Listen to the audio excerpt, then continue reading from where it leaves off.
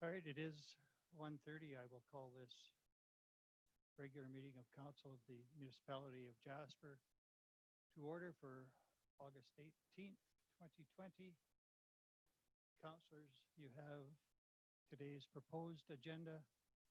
Are there any additions, deletions, or other changes to be made to the agenda?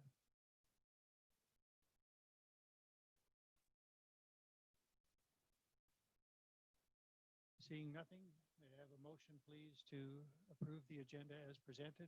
Councillor Journeau, thank you. All in favor? There are none opposed. That's carried. The minutes of the regular meeting of August 4th, 2020 have been circulated. Are there any errors, omissions, or corrections required to be made to those minutes?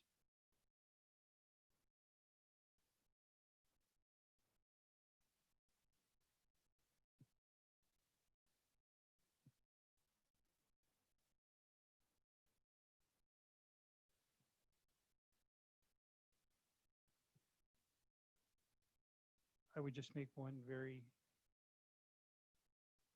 small observation. I think there's a word missing in the motion by Councillor Wilson, identified as motion number 217. Be it resolved that council is the missing word, waive the otherwise necessary notice.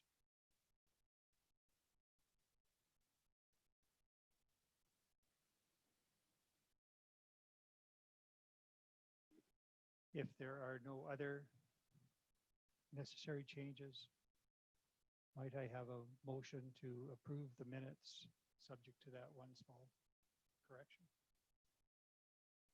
Councillor Keller-Rampe, thank you. All in favor?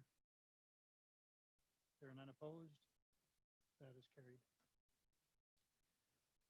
Agenda item 4, presentations. We have Mr. Furcho, nothing was added. I take it there is nothing? No, Your Worship. Soon there will be many presentations coming for paid parking, but just not quite yet. Thank you.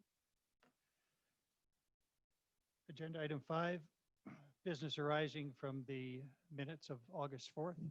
Is there any business arising?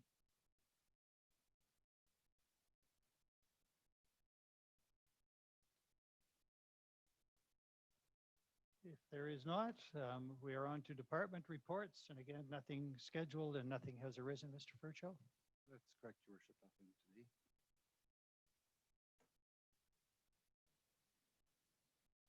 We're on track for a record time. I'm not sure we can maintain this. Agenda item 7, bylaws. 7.1, the bylaw summary is there for review. Agenda item 7.2, the CMHC borrowing bylaw for housing is here for first and second reading. Mr. Furcho, were you going to present something on that or somebody else? Your Worship, that'd be myself. And this is part of the $250,000 seed funding by CMHC in order to get this project closer to ready for construction or for consideration for construction. So the CMHC awarded us $150,000. This is the $100,000 grant that makes up the $250,000, which is their seed funding.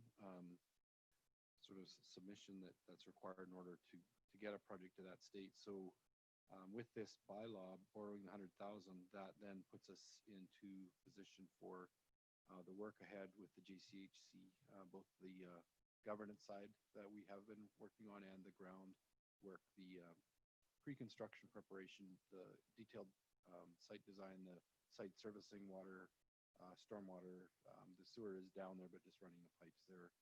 Transportation, all of those things that are required to get a project ready for construction. This seed funding is recognized as a way CMHC helps affordable housing projects and communities get to that state. So we're really fortunate in our success on the $150,000 grant as part of this, and then the loan forms the other part. So this just, if council has any questions, but what you can see in there is just a very rough estimate of the cost that we believe the future project would incur. And once again, through a partnership with the business community that we've been working towards, and the payments coming from both the business community and the renters, that would be the workers in the building, repayment of all of the borrowed funds. So in the end, no tax dollars would be used towards this project. But this is, we're at the early stages, so the tax money does go. It's our borrowing power that allows this project to get off the ground. So this is just part of it. So if that explains what we have, if there's any other questions, I could answer those as well. Thank you, Mr. Furcho. Questions from councillors? Councillor Trudeau. Thank you. My question is again on page 1 of the forwarding bylaw, the breakdown of the contributions. And basically it's like a kind of re-explanation of these. And does it apply to the full project, which was half? And secondly, the amount in the very bottom and whereas it's highlighted as 7.1 million. Is that included in the amounts above?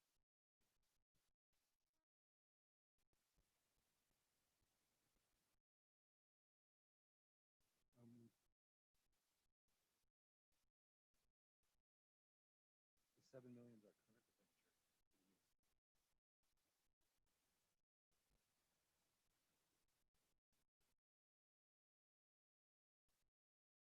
expenditure. What was your first question? Sorry, I was guessing that the 7 million was part of the up above. I didn't realize it was our current. Sorry about that. Thank you.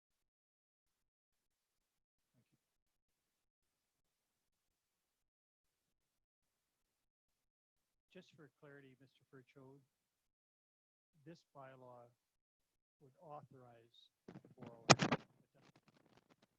It asks you to.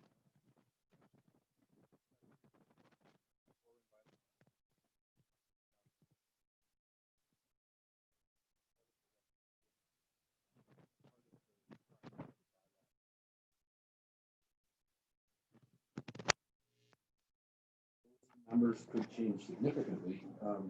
For example, what we're hoping is that line item that says CMHC mortgage and or other financing at 12, almost 13 million.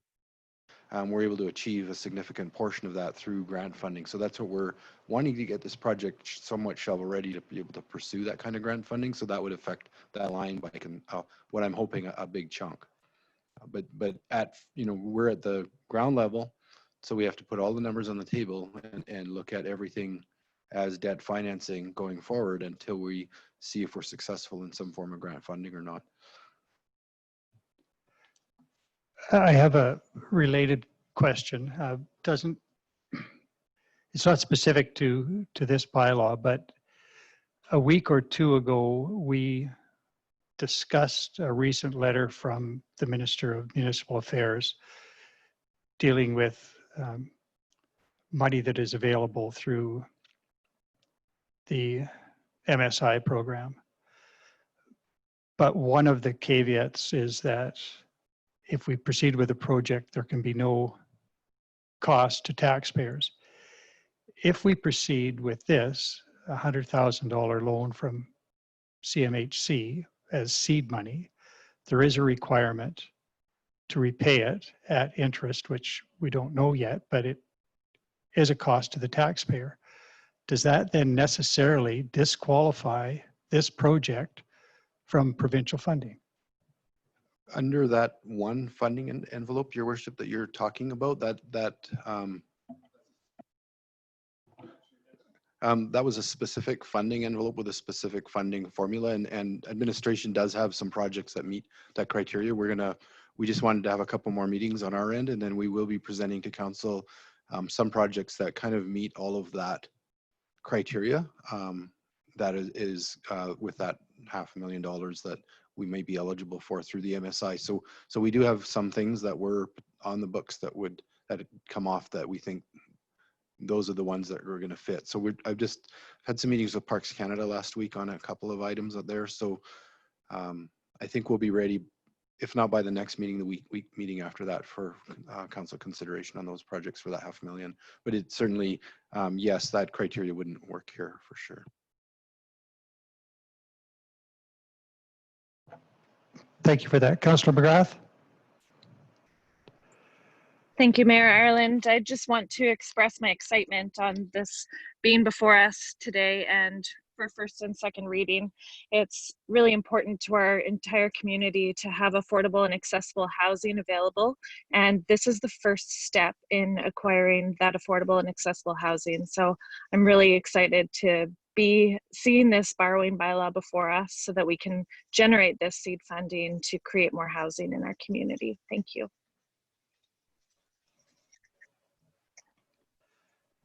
Anything further from councillors? Councillor Butler? Thank you, Your Worship.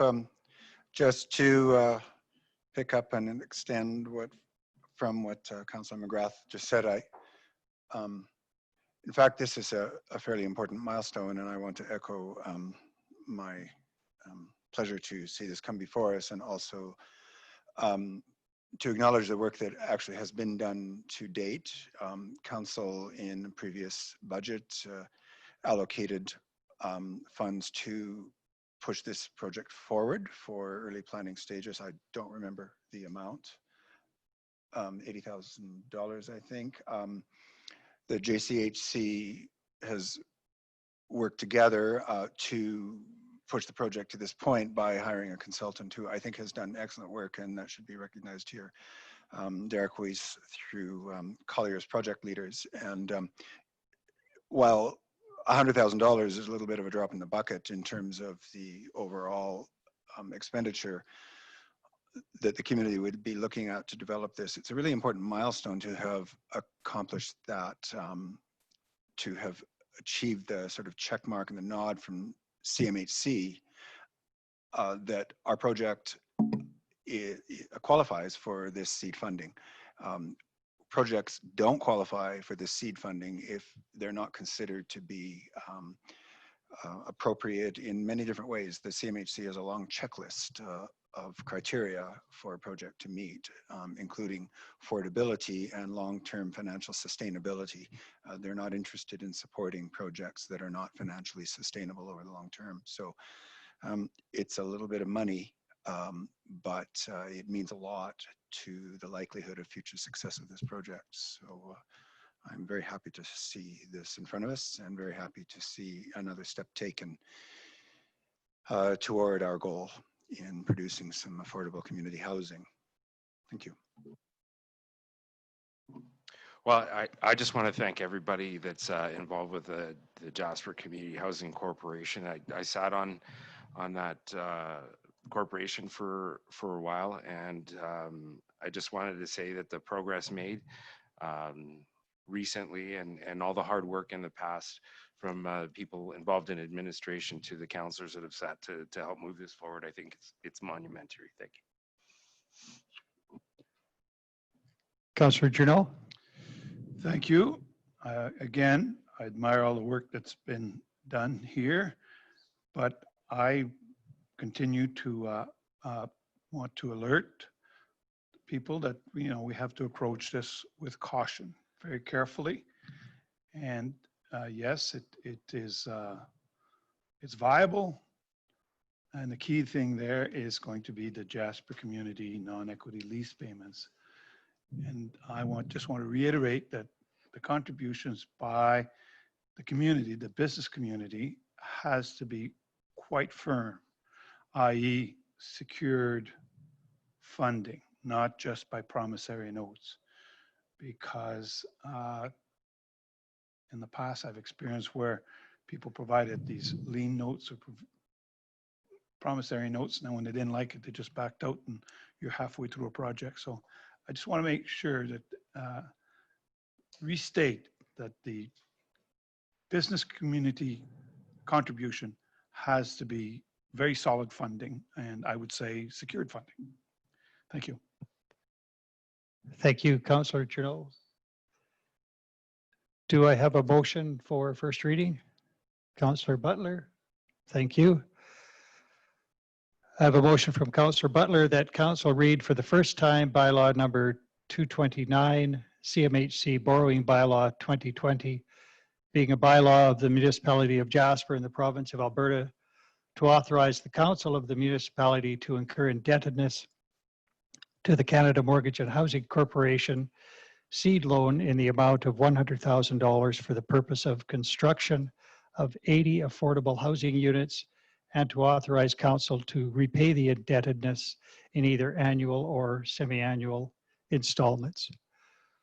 Are there any questions before I call the question? Councillor Demota? Just one question on the semantics of the 80 units. Should it be up to 80 units, or that's just like the highest case scenario with the project? Mr. Furcho, are we confirmed for 80 units? Your worship, the intent of the project is to have a 80-unit development. However, it may come in 2 phases, say 40 units per phase. But the ultimate site build out, the infrastructure, whatnot, is all going to be sized appropriately for 80 units for the ultimate build out. So we always will intend to shoot for 80. However, it may take us a couple steps to get there. Thank you. I'm okay with that. Thank you. Thank you. I'll call the question then. All in favor? There are none opposed. That's carried. And I will look to my screen to see if I might get a motion for second reading. I thought I might. I have a motion from Councillor McGrath that council read for the second time bylaw number 229, CMHC borrowing bylaw 2020, being a bylaw of the Municipality of Jasper in the province of Alberta, to authorize the council of the municipality to incur indebtedness to the Canada Mortgage and Housing Corporation seed loan in the amount of $100,000 for the purpose of construction of 80 affordable housing units, and to authorize council to repay the indebtedness in either annual or semi-annual installments. All in favor? There are none opposed. That is carried. So I add my thanks to administration and the Jasper Community Housing Corporation for getting us to this stage. It's wonderful work. And thank you also for the green highlighting. Much easier on the eyes. I enjoyed that. All right, agenda item 8, request for decision. 8.1, we have a request for decision regarding the reopening of the activity center. Mr. Furcho, it's been through the cycle a couple of times, but anything to add in your presentation? Your worship, we have the Director of Culture and Rec on Zoom. I just asked if she has something to add at this point, because she was part of we did do some changes based on what was discussed last time, and I think it's important that we do highlight that information. So I'll just ask if Yvonne could speak to that. Good day, Mayor and Council. So what we have added to the request for decision were some of the comments, some answers to some of the comments that were made by Council. So if you look under options, we've provided a few alternative options compared to the last request for decision that went forward. So after the original recommendation of request to open for September 21st, and the hours of operations would be noon to 8 p.m., 7 days a week. We have options as indicated, the Director of Administration to prepare cost estimates for reopening the activity center for October 4th. Direct Administration to prepare cost estimates for reopening the activity center for September 21st or October 4th with full operating hours to promote physical distancing. Consider the fiscal implications of recalling staff after October 4th, 2020. Defer making a decision on this item or deny the request to reopen the facility in 2020. You'll see under the previous council motions, so we did go back into the council minutes so that you were able to see what motions were already approved and how they were approved on July 7th. The fitness center and climbing wall plan for reopening for September 21st, with confirmation decision made by council on September 1st. And then on July 21st, the aquatic center to approve was approved for the reopening of September 21st with reduced hours as outlined in the previous report.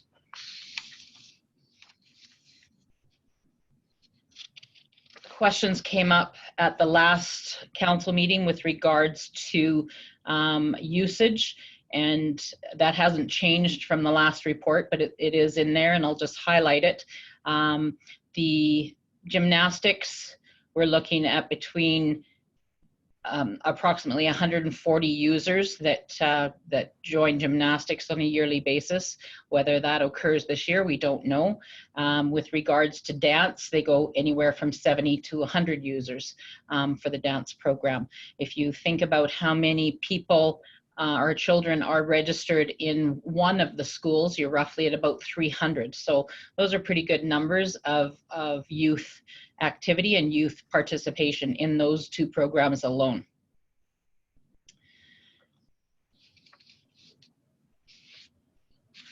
And I think that's the only changes that that have come forward.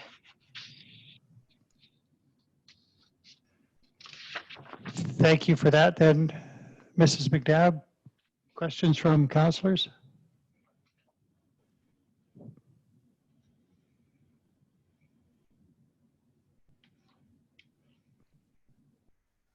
Councillor Journeau. Thank you.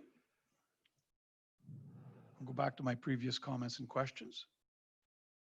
What would a September 21st opening look like? What's going to happen? Most of the clubs are only looking for facilities to be open in mid-October.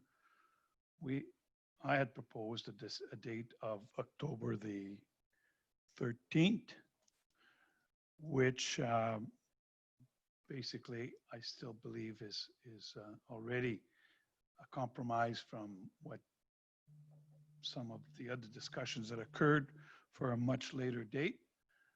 October 13th was following a series of events. And so the first event that would occur would be opening of the schools in 1st of September. We give it a time period of 2-3 weeks.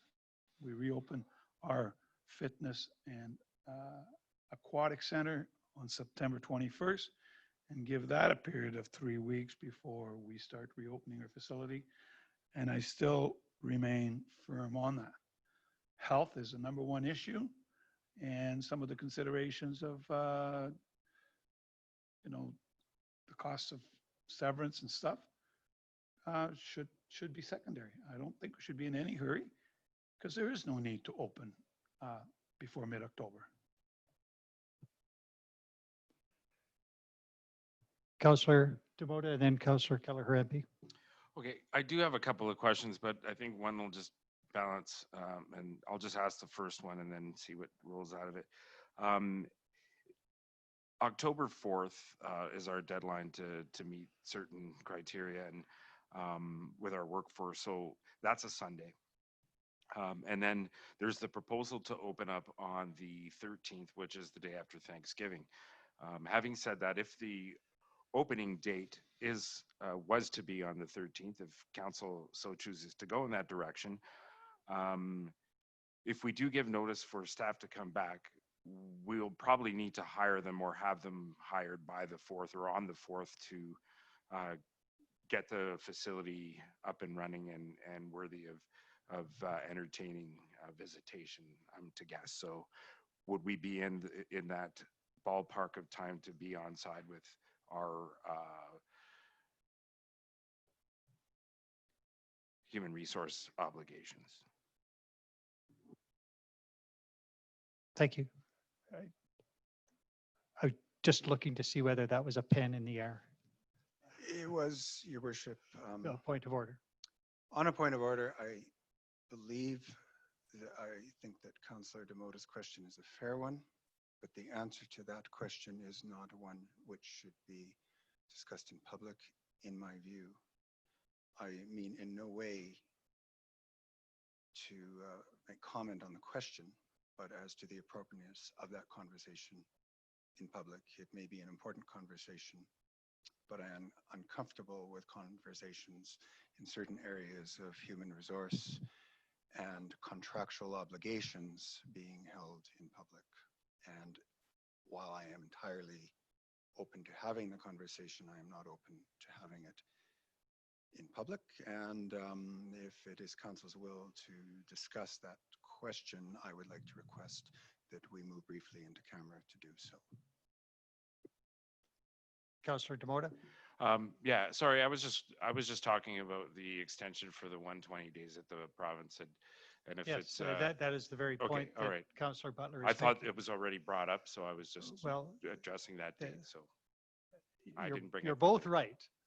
okay, And so, that is, it was brought up in the request for decision, and we can't change that. But we still manage our process, and I think I am persuaded, I think, by Councillor Butler's point of order that this touches labor and law of the three L's, labor, land, and law, typically are matters for in-camera discussion.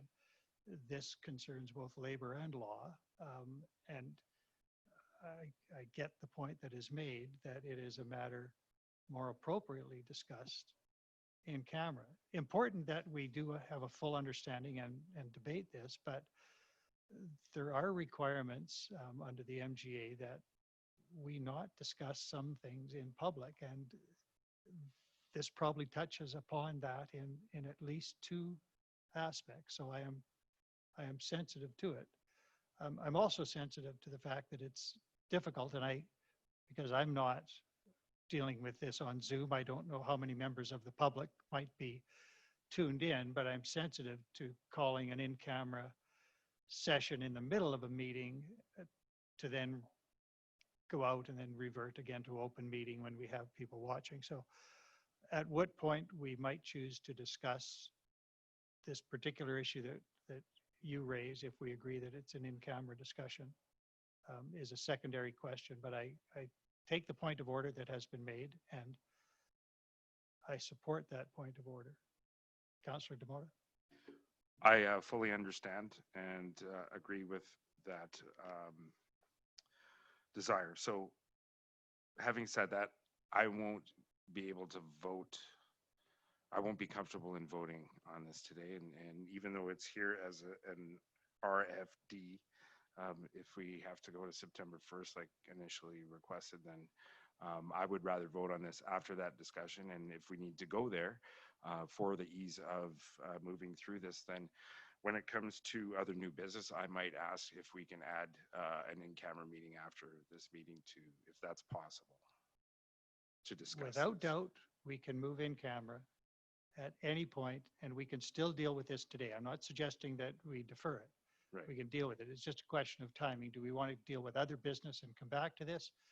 Do we want to move in camera for a quick discussion now? We can certainly do that. It's just, I want to keep in mind the convenience of whatever public audience we may have. And do we have a public audience today? Councillor McGrath is telling me that it's small. We do have a public audience, a small public audience. Ms. Nadon? 7. Your Worship, if I may speak to the FOIP element of this discussion, and by all means respecting council's decision to go in camera or not. The reason the information is included in the request for decision is that this conversation is around service levels and opening dates for facilities, which is a public discussion. And the reference here to the October 4th date is in relation to a contractual obligation that the municipality has, which is also of public knowledge due to changes in the provincial labor regulations. So depending where the conversation goes, of course, there are potential implications for decisions that may impact staff in the future that haven't been made yet, is the wording that's in the FOIP Act to warrant a conversation happening in camera. But I just wanted to provide the background behind why that information was included in the report, and also what council could discuss at your leisure, of course. And that's the FOIP information supporting this area. Thanks. Thank you for that. And I wasn't being critical of the fact that it's here. It is a relevant consideration. It is the depth of the discussion that might ensue that is problematic from council's perspective. And so if we are inclined to do so, if we move in camera, what can we do to re-engage with the public when we revert to open meeting? Ms. Nadeau? Thank you, Your Worship. Because we are now meeting in person, I guess it's for Councillor McGrath to participate. That would become a bit more technically cumbersome, but the members of council present here could hold an in-camera meeting off mic, and it could be done that way, but that, in fairness to Councillor McGrath, that may not be a viable option. Otherwise, I'm not sure how we would do this short of stopping the meeting and restarting again, which would be somewhat cumbersome. It would be a separate link to the webinar. We would have to stop this webinar and then start with a different link, and therefore perhaps our audience would have to navigate getting back in, which. All right, I will get back to you in a moment. Councillor Demota, could we all mute and have Councillor McGrath join us by audio over telephone? Okay, so, and then others who are now signed in, members of the public to Zoom, could just watch our debate in silence, like a silent movie. Oh, we can turn the camera off too. All right. All right, Councillor Demota and then Councillor McGrath.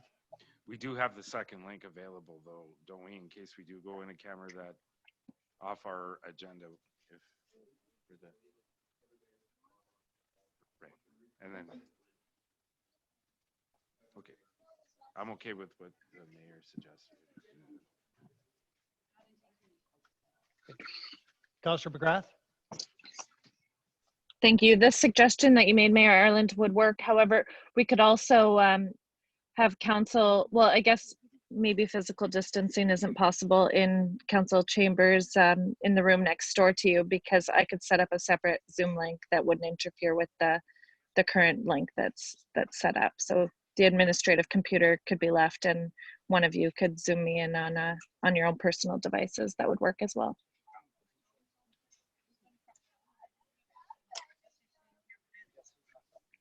Did someone fully comprehend that suggestion? And can they make it work?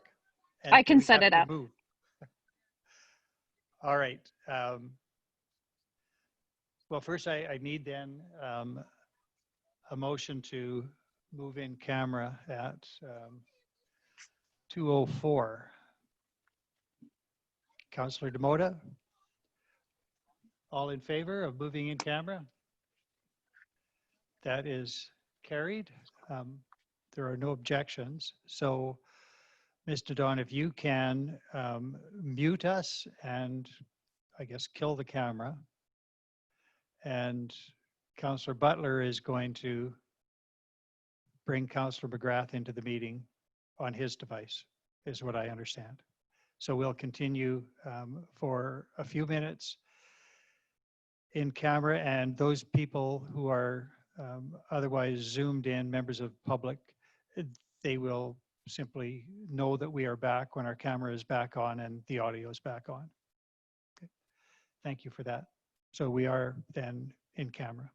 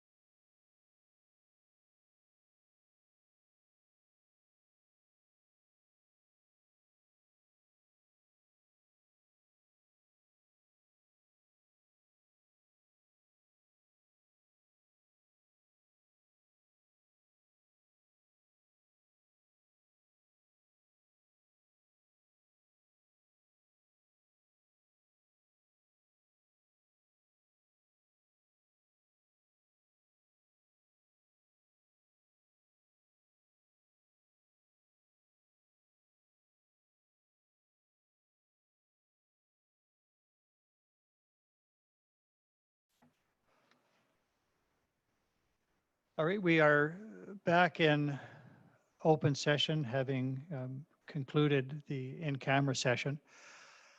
And we discussed in particular implications of um, staff recall. And although we recognize that it is a relevant factor, it is not a factor that is suitable for public discussion at an open council meeting. Um, we have greatly appreciated the consideration that our local CUPE union has shown to the community and to the organization through this really difficult time. And we have great gratitude for the work that's been done, particularly by Mr. Furcho and our human resources manager with our CUPE union that has helped us get to this date. And we really encourage those discussions to continue at that level, but not at the council level where they are somewhat inappropriate. So with that in mind, what we would prefer is that this matter come back to us with a redrafted request for decision that removes discussion of anything related to that October 4th date. Those are still matters of law related both to what the province does and to the contract that the organization has with our staff. And so those can be discounted from the discussion and we can continue this discussion. What we would like as well is a bit of focus on a definition of reopening as opposed to having the facility made available for community use. And in particular, is there some level of service that is less than reopening in the broadest sense and more designed to accommodate local community use? So weddings, funerals, things of that nature that are local that would be or could be hosted in our facilities, but without making the facility necessarily reopen in a standard sense. So, Mr. Furcho, if the RFD can be reconfigured with those issues in mind and brought back to us, I think council prefers to defer a decision until we can look at the option of community availability rather than reopening, and absent any specific discussion of the October 4th date, which just do not comfortably fit with the public agenda. Yes, Your Worship, we should be able to have that for the next regular council meeting. No problem. Thank you. Did I capture that sufficiently for councillors? All right, thank you. That takes us then to agenda item 8.2, S block paid parking fee structure.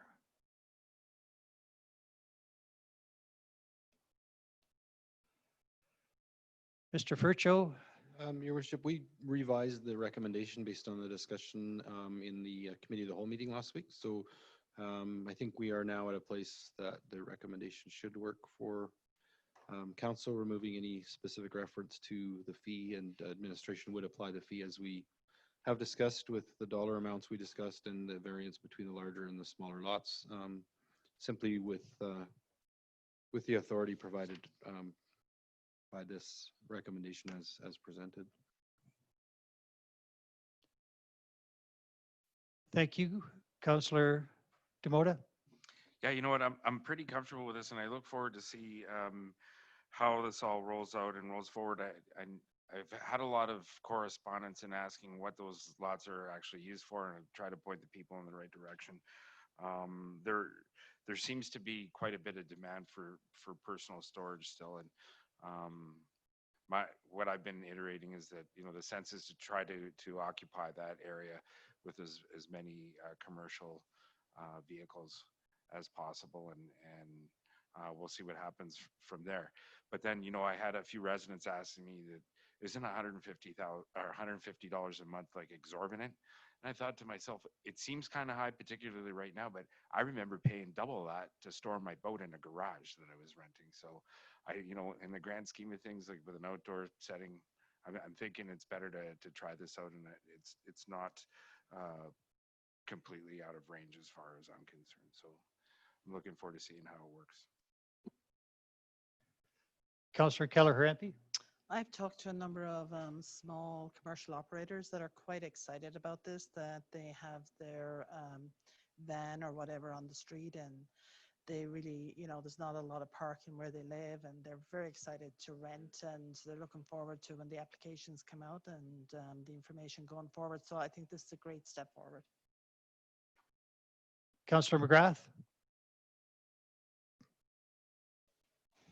Thank you, Mayor Ireland, and forgive me for my lack of attendance last week where this question may have been already asked.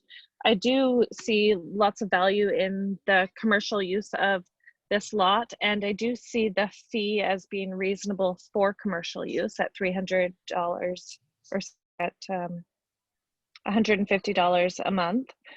I'm curious to see if there was any discussion on residential use for parking spaces, and if there was any consideration to a different fee being used for residential use versus commercial use, as I myself would not be able to afford $150 a month for residential use, but I would for commercial use. So did that get discussed last week?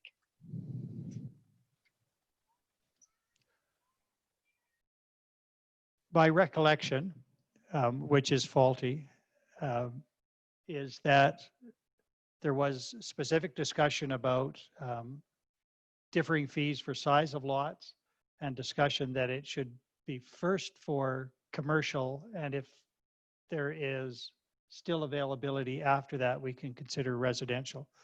Or did we move along with residential concurrent with commercial? We did not. Mr. Furcho is shaking his head. So the intent was to look at it as commercial use first and see how it goes.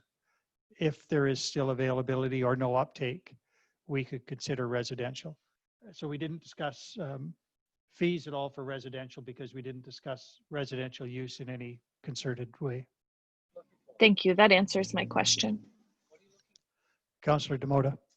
Yeah, and I appreciate you bringing that up again, particularly with the larger lots, just because there's a greater area space, and the whole goal is to get this thing, you know, to have not the whole goal, but to provide parking. But, you know, one of the goals is to have this paid off in due time. So like another councillor made, like the greater area properties take up in the community, you know, the higher taxes they pay. So, or maybe the value of that property is higher, I should say. So I believe Mr. Jones was away last week, so couldn't really have the opportunity to address that question. I'm not sure if it was forwarded to him, but I'm not sure if that's being considered. And if we pass this today, does that lock in the rates, or do we still have the ability for administration to adjust fees as we go along? Your worship, through to Councillor Demona, there is no set fee in the rates and fees bylaw, and it is at the discretion of the CAO. So my intention was to set it at the 150 and find some other slightly higher rate for the larger lots. Certainly if there's pushback or needs to adjust, it's a simple matter of making that adjustment that's fair to all. So the intent, like I said early in this conversation, the reason this did come before council is because it's a new service, and we wanted to gauge whether or not council was supportive of a new service charging a fee or not, and then ballparkish on the fees. So those were the two reasons it was at the council. Once we've had that direction with the recommendation here, administration's comfortable in making those adjustments as we hear information coming forward. And I'm okay with that because that's the route I wanted to go anyway. So thank you. I am comfortable with the recommendation and moving forward with a direction to apply the parking fees under the existing rates and fees bylaw. I have, though, a related concern, and I raised it last week in terms of the design, and I will take responsibility for my failure to connect all the dots. I know that at some point there was a redesign that was shown to us that maximized the use of the land by having, I think there are 15 stalls that are sort of outside the curb. But I had not properly considered the impact on the on-street parking, which was confirmed last week that it would be eliminated. And so we've added 76 stalls total with this project, but I think we've eliminated about 17 or 18 on street. There are 15 for sure that we have numbered, and then there is a entryway and an exit and some bulbs. So that's got to be another 2 or 3 stalls there that have been reduced from inventory, and not only reduced from inventory, but the type of use is impacted. So there is no, well, there is much less on-street daily parking in that area, and that will have a real impact on some businesses more than others. And that had not been my intent going into this. I thought we were adding parking without removing parking, but we've wound up removing parking. And that seems to me to be a concern. And so I would like at some point to go back and consider whether those 15 stalls on the street side of that parking lot might be exempted from the general dealing of the interior lots, because I had not, and I might be alone in this, but I had not foreseen this outcome properly myself, and it does not sit comfortably with me that we did that. I was thinking it was a great thing to add 76 new stalls without ever thinking that 17 or 19 might be eliminated. Your worship, if I could, part of that discussion was maximizing the space allowed for parking, and because of the size of the stalls, when you had that area inside the construction zone, the only way to add more was to put cars in a different way, and we couldn't put them in like angles. So that was the like one car width. But however, what you've just said, the fact that it did impact on-street parking, it could be looked at another way, that we've created formalized on-street parking that's a lot safer than what used to be there. Plus, with the additional lighting, I think we've significantly improved parking and access for vehicles that bypass each other on the road. When you got cars parked on both sides, it's a little tight through there as well. So if council felt uncomfortable with those being for fee, the remainder of the lot could remain for fee, and those could simply be on-street parking and remain, except now it's formalized and a lot safer and better than what was there. So that is definitely a route we could take. That's no problem as well. Yeah, thank you for that, and I agree. And the first order consequence was to maximize use of the space, and I think we did that appropriately with that design. But the second order consequence was the unintended consequence of removing on-street parking and converting it to paid parking. And so I think that is an option that we can consider, at least, is to exempt those stalls and just convert them back to on-street parking. But again, that's a council decision, but it concerns me because I should be looking to the unintended consequences of all of our actions, because they always arise. Well, thanks for that and all those perspectives. I guess the point I would mention in response to that concern, Your Worship, I understand it, but I think it's also important that we go back to our original impetus for the whole project. And certainly we wanted to add parking, but what we also wanted to do was find an alternative place for unwanted long-term business-oriented parking in the area, because I think, for one, I think we collectively felt that, parking in Block S had sort of become this unregulated Wild West, and that it had got to the point where, for lack of alternative, some proprietors were using public space virtually to run their business by virtue of parking commercial vehicles there all the time. So while, yes, we've removed some free parking, I think we actually wanted to do exactly that, because at one point it just becomes not fair and equitable when businesses are essentially using that public space regularly and long-term to park their vehicles. So it may be necessary to reconsider those along the street space as to whether we charge for them, but I think we'll be able to watch and see how it goes in that respect.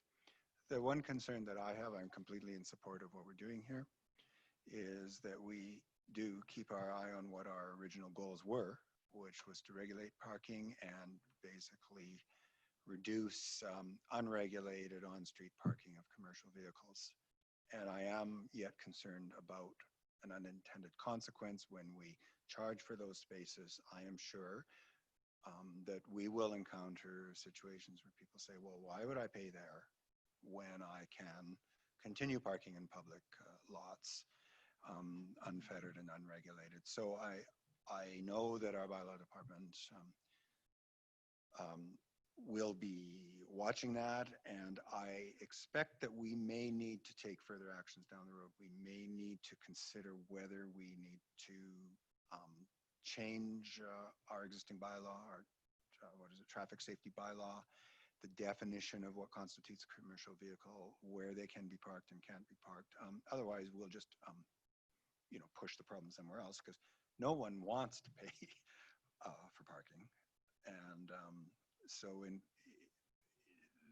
this action jigsaws in with enforcement questions and with our traffic safety bylaw, and we may need to make changes there. And I hope that if Mr. Jones finds that he doesn't have the tools he needs to sort of clean up that unregulated Wild West of commercial parking, that he comes to us and we look at what further changes we may need to make so that we can have the overall effect that we're hoping in the community, which is just honestly sort of cleaning up that area. Thank you. Sorry, Councillor Demota.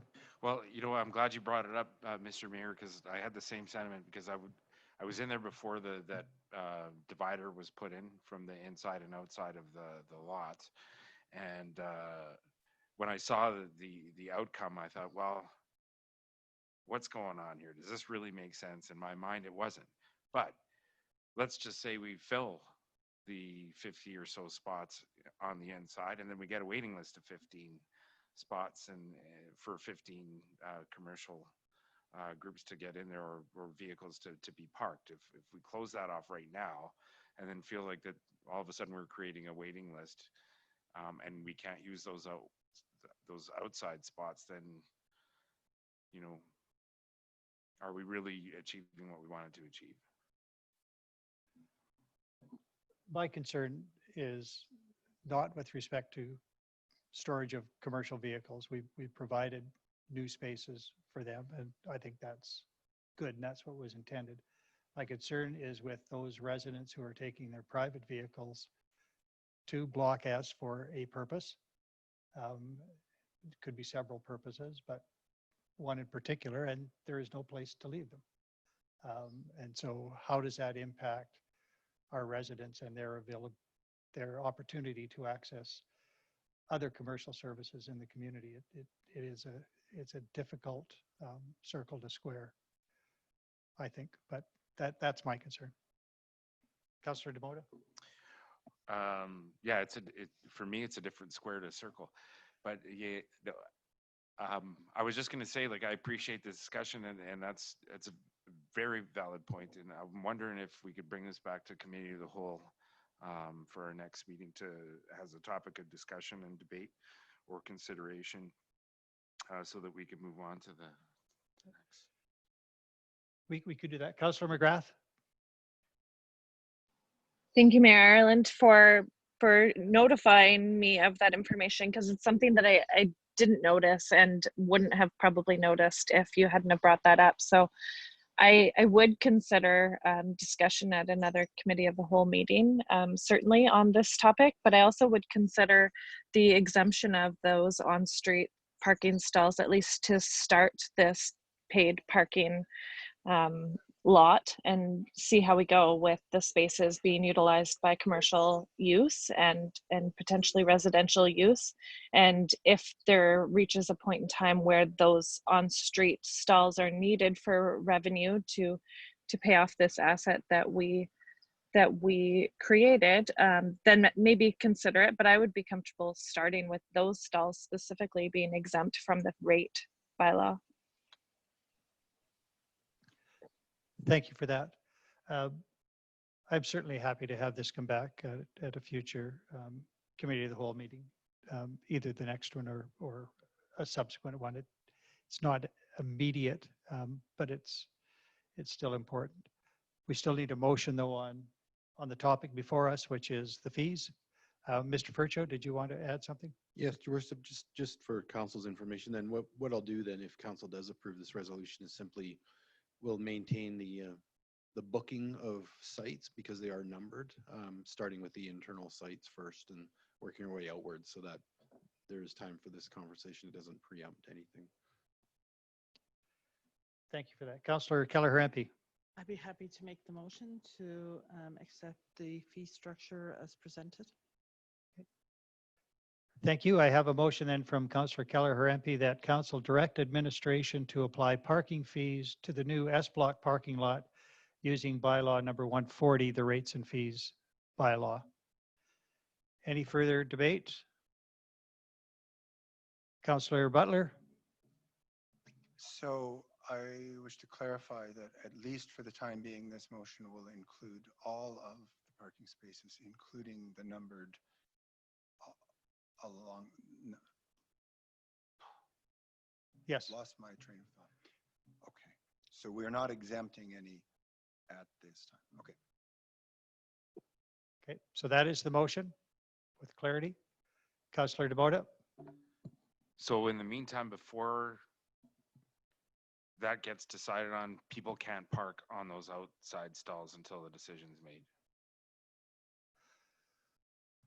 I suppose that would be a question of enforcement. Mr. Furcho, if this motion passes, has the obligation of setting a fee, and he's going to set that fee, he's told us, at $150 a stall, but maybe with some variance for the larger stalls. But he is going to start by selling the interior ones, not the exterior ones. And then I guess it would be a question of, well, my observation is people have been double parked. And I suppose they could do that if there is no car in the interior or in the between them and the curb. They wouldn't be on the parking lot, and they wouldn't be hemming anybody in if we hadn't sold it. But these things all get turned around in the washing machine, I guess. In any event, the question from Councillor Butler is, does this exempt anything? The intent is not that it exempt anything, and that's for a future discussion, I think. Anything else? You ready for the question? All in favor? There are none opposed. That is carried. So thank you for that, Mr. Furcho. Agenda item 8.3, reallocation of capital funds.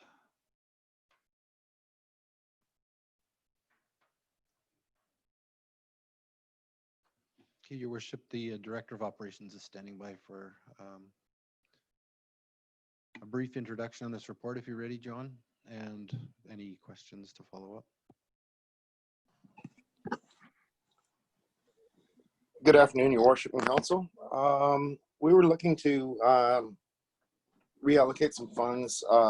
Predominantly, there's a few projects that we won't be pulling off this year. So I think we're going to have the availability and as minimal an impact to the bottom line of the budget as possible.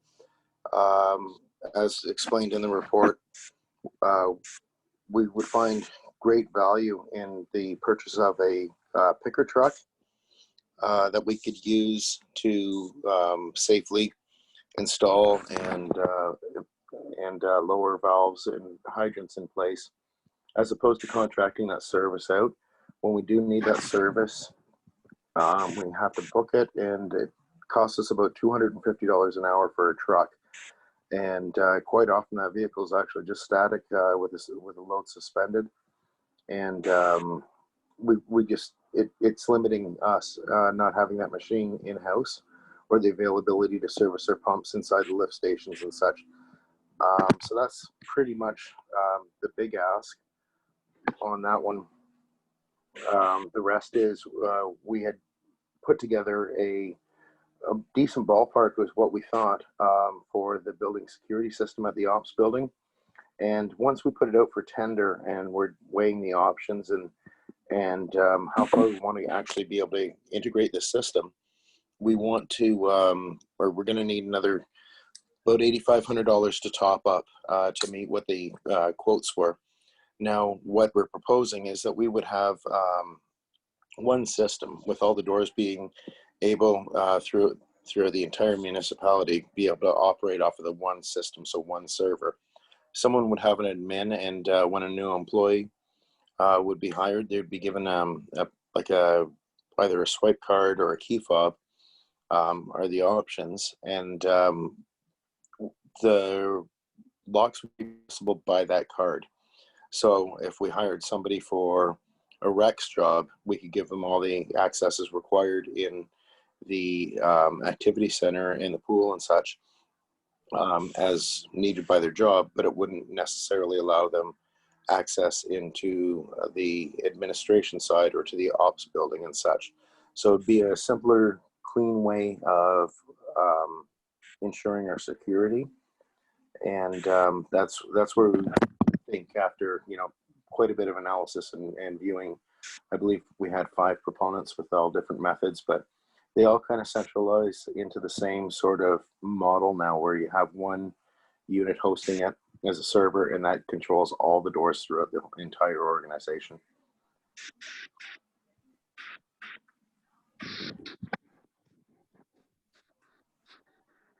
And I'm just drawing a blank here, sorry. The third item, I can't remember. I'm just needing a nudge here. I just having trouble drawing it up on my computer.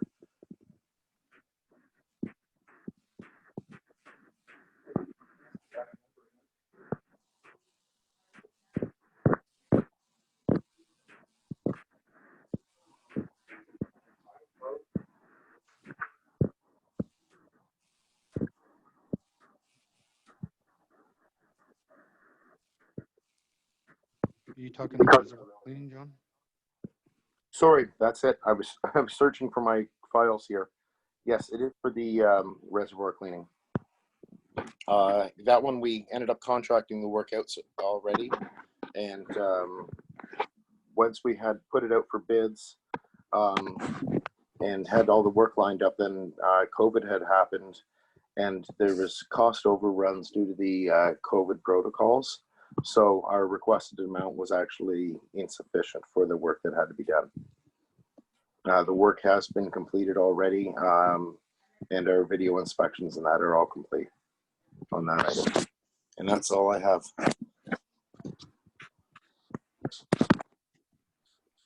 Thank you, Mr. Greathead. Mr. Furcho, anything further from you?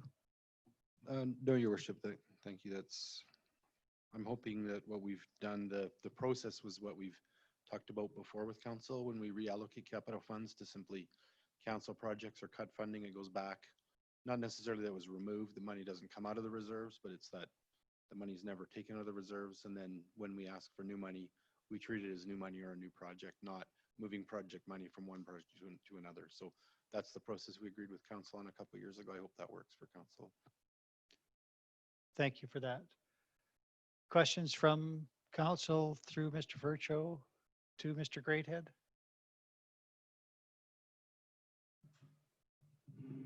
Not a Councillor question. Trudeau? I just want to thank the way it was presented. It was very clear and straightforward. And as things change, occur, it's nice to see that you guys take the initiative to reallocate the money and present it to us in a clear and straightforward fashion. Thank you.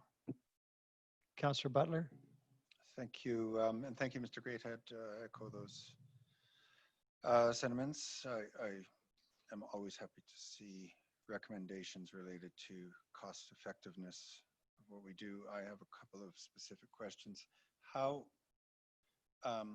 often does the reservoir get cleaned? Is my first question. And my second is, I'm assuming, correct me if I'm wrong, that even though we are not using the 50,000 for biosolids removal, we can certainly expect a future capital request on that item. So we are repurposing $50,000, but we are going to expect another request of a similar nature probably in the next year. Am I right in that?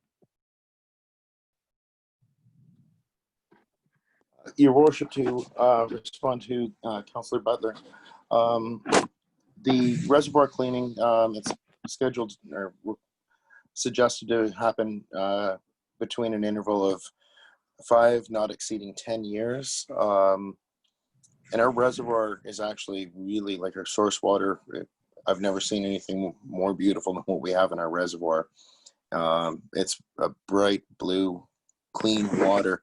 I didn't even see that we would really need to do this, but after discussions with AEP, I was informed that this is a requirement that they're going to need us to do. So it's a maintenance item. Really, it should be captured into a part of our operational costs to maintain that. I think we had that discussion previously when we were presenting at the capital budget time. Is, you know, this is just a routine cleaning that's going to have to happen. So, you know, I think maybe it might be prudent that we set $2,500 a year aside and keep on schedule of every 5 years, just having it a routine job done. As for the biosolids, yes, it's a problem that's not going to go away. Previously, in past budgets, it was always a $50,000 line item for the removal and the handling of biosolids. We are looking into options. I think mostly recently, we're finding that the compost is not going to be a feasible option given the amount of work that's going to need to be taking place. So, and we're looking for sources to just change the process a little bit, get out of the whole composting plan. It would help us declassify the wastewater plant from a level 4 to a level 3. And we're probably just going to end up going to direct landfill of the biosolids. So then we wouldn't be amalgamating with wood chips, which we spend about 120 to 160,000 a year to bulk the product up with wood chips, which acts as a source of carbon for the composting process. So to answer your question, I think we're going to have to deal with those biosolids at the end of it. There's not going to be any getting away from it, but we're looking at modifying the process and trying to streamline it and get the most efficiency out of everything that we can on that. So we're looking at changing the centrifuge process. You know, instead of trying to amalgamate, you know, just to be shipping wet cake out. And that's kind of where we're leaning towards right now, but we're still waiting for the final report from our operator.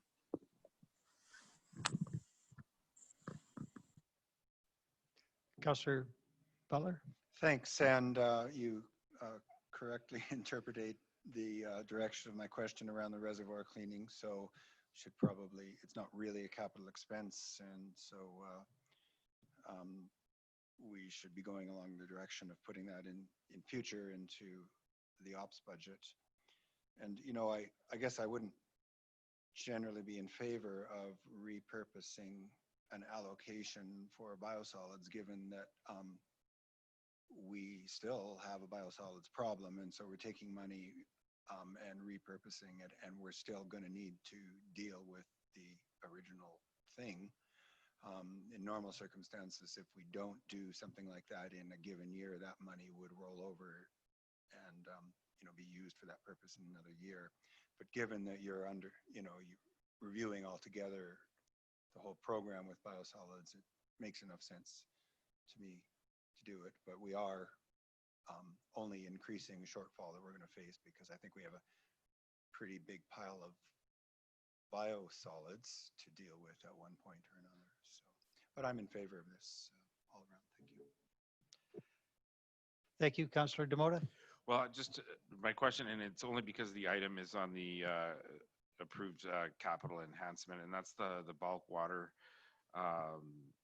station that we have. And I was just wondering where we were at with that, if we have all our equipment in place and if it's up and running. We haven't had a chance to talk, and that's always been kind of my thing with Mr. Greathead recently. So, Mr. Mayor, through to Mr. Greathead, if we can get an update on that.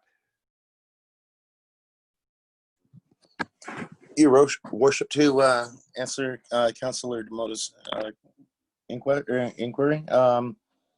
We haven't actually, we've kind of knocked around some ideas on how we're actually going to go with the billing system. And right now, we had to change the sewage receiving station over at the at the wastewater treatment for the bulk haulers to be able to deposit there. So they had gone through and done a whole review on the componentry that's going to, and the card lock system, or equivalent to a card lock system, that is going to be used. That is going to be installed probably within the next week or two at the wastewater treatment plant. Once they have that up and running, the utilities manager and myself, we were going to just do an assessment and make sure that it's operating nice, smooth, that we're happy with it.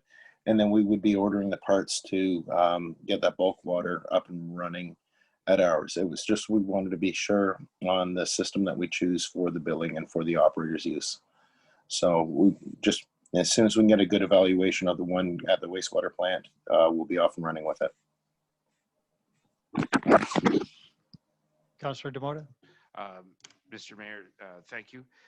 Through you to Mr. Greathead, I really appreciate the update. And you know what, I was a big fan of this because of the cost recovery component, and then future use of some of those revenues to go towards other projects in operations. And we could alleviate some costs like reservoir cleaning down the road and things like that once we've recovered those costs from being able to achieve some revenue. So anyway, I'm interested in staying updated on it, and I thank you for taking that proactive and pragmatic approach. Mr. Greathead, I'm interested in the fleet replacement part. My recollection is that initially there was $40,000 set aside for a pickup truck for utilities.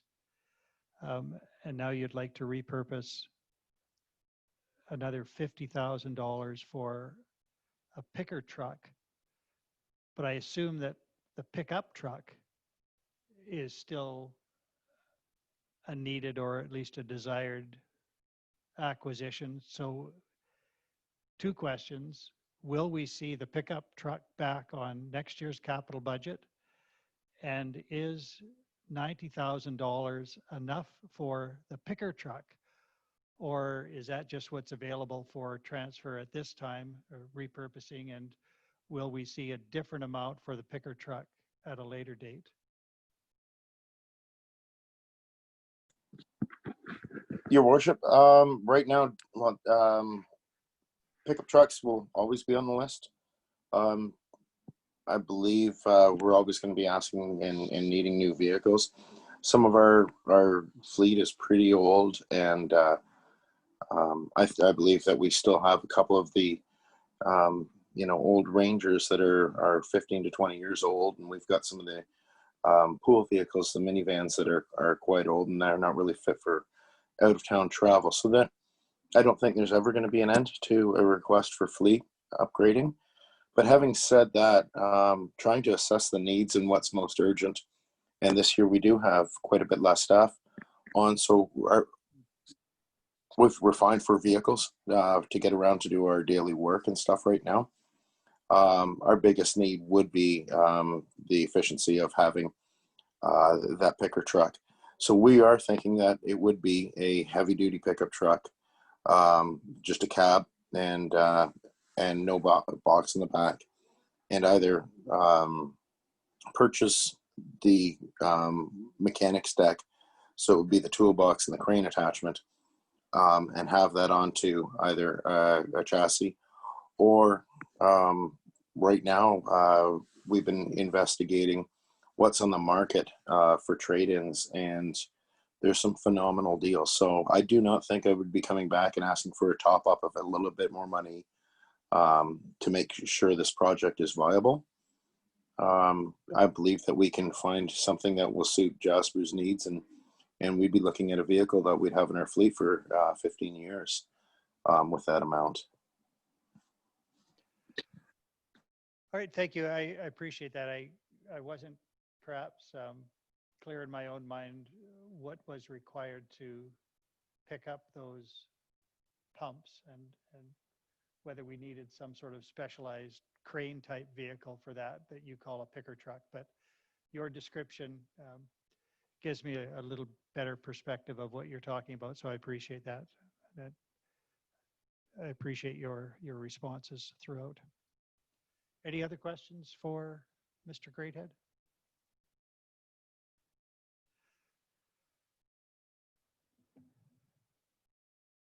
All right, is anybody interested in making any motions?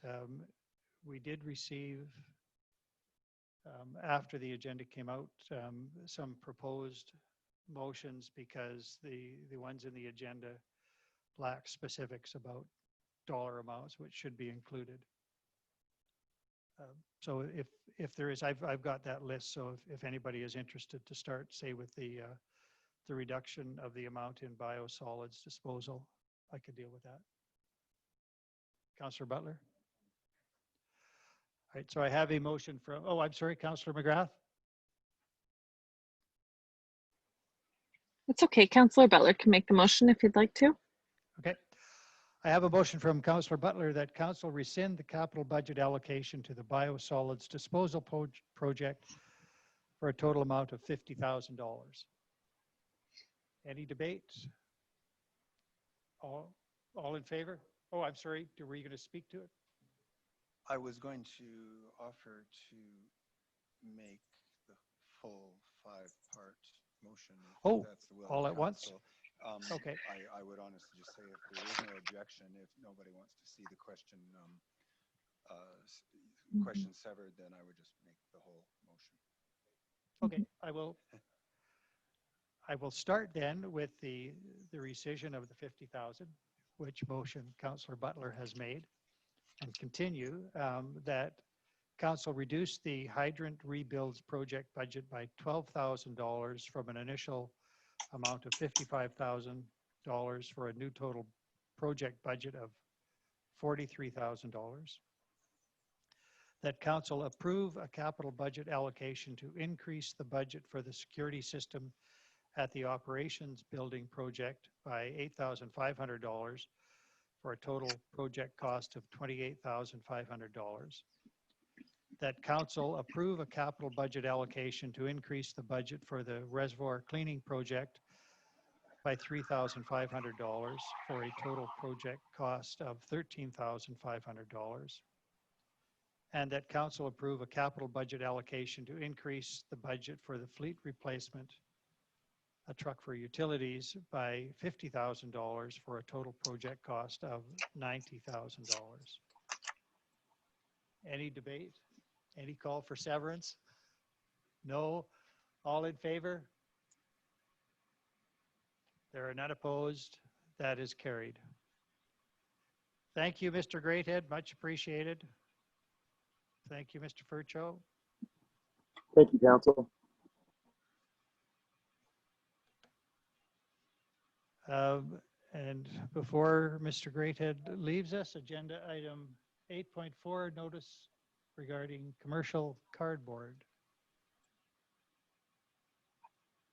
Mr. Furcho, did you want to commence with this or just turn that over to Mr. Greathead also? Yes, Your Worship, just that we are here for notice. You know, the item's been introduced to council. I just wondered if there's any other information council would like, or if council would like the Director of Operations to reintroduce this item with a bit more detail. It's up to council. It's simply here for notice today.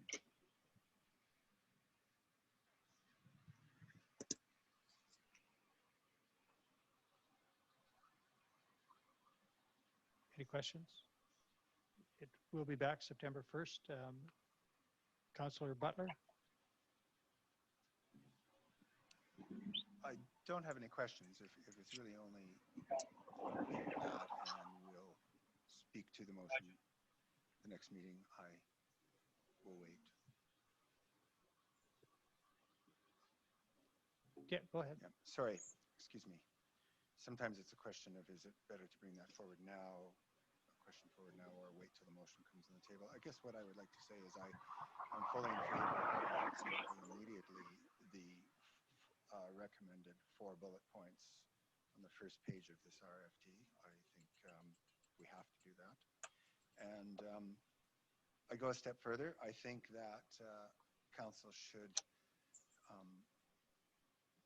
give clear indication to the community that we plan to get out of the business of free cardboard collection, which is essentially what we're doing as of the 2021 budget year, effective January 1st, 2021. I think that there still can be a conversation about what cardboard disposition looks like in future. I think there can be a conversation about perhaps proceeding on a cost recovery basis with collection of cardboard. I do not want to impose undue inconvenience on businesses that have got used to service. But it was never a service that the community really intended to provide, and certainly not one that we were charging for. The utility fees around recycling don't even begin to cover it, as we've discussed at many points. So I think I really appreciate when administration comes to us and points to areas in our service spectrum that are simply not cost effective. It's what we come back to time and time again, whether it's reopening a facility or what it is cost efficiency of service provision. And this is one where it's just not. And I think we should make it clear so that well in advance of the 2021 budget, we can make it clear that our expectation is that we will suspend that service, and then we can look into exploring what that may look like. And the service that I'm talking about here is simply collecting cardboard around town. I think we have to continue to be in the business of receiving cardboard. I just don't think there's an alternative. And Mr. Greathead suggested that we could certainly continue to accept and receive cardboard, right, and bale it. Unless we want it going into the landfill, we have to do something. But the pickup is certainly something that I think has proved itself to be not cost effective and not equitable, because the amount of cardboard produced by different sorts of business is so widely variable. How do you make it fair when some businesses produce a vast amount, others produce none? So we can look at all of that. But let's, on September 1st, make it clear if we intend to get out of the business of no charge cardboard collection. Thank you, Councillor Demoda, and then Councillor Journeau. Yeah, I was having a conversation with another councillor about this, and just being in the business in Jasper over the years, being a consumer, a purchaser, and a supplier at one point, we've seen a big change from when cardboard used to get used a lot to film wrap being the choice from producers, and because of the lean towards being a greener environment, companies have gone back to using cardboard, and with the growth of our industry in the community and the movement towards that, cardboard has become more and more of a thing. And I've had the opportunity, because of the location I'm working, to visit with some of the cardboard, the trash and garbage collectors as they're coming by that are employed by the municipality, and they're very open in sharing on, you know, the drawbacks and just the nuances of what they have to go through on a daily basis, because I'm curious and I want to know. And a lot of the times with the pickups that they're doing, like Mr. Great had explained earlier, and in another session, was that, you know, in the service creep that we've been experiencing, and just kind of like this movement with no real communication enforcement, there's been some new businesses that have started up. We've had new managers come into different places. So whatever systems were in place with breaking down cardboard seem to have fallen by the wayside. And so we're hauling around a lot of, even though we're compacting it into the garbage bin, into the trucks, we're still hauling around a lot of air between those pieces. And so, you know, I went through a little experiment at work just to see how long it would take to break down a box. If you have box cutters there, it doesn't take a long time to break down, do that little extra. You take the stuff out of the box, bing, bang, boom. So I took a picture of 15 boxes, and they were less than 6 inches high once flattened.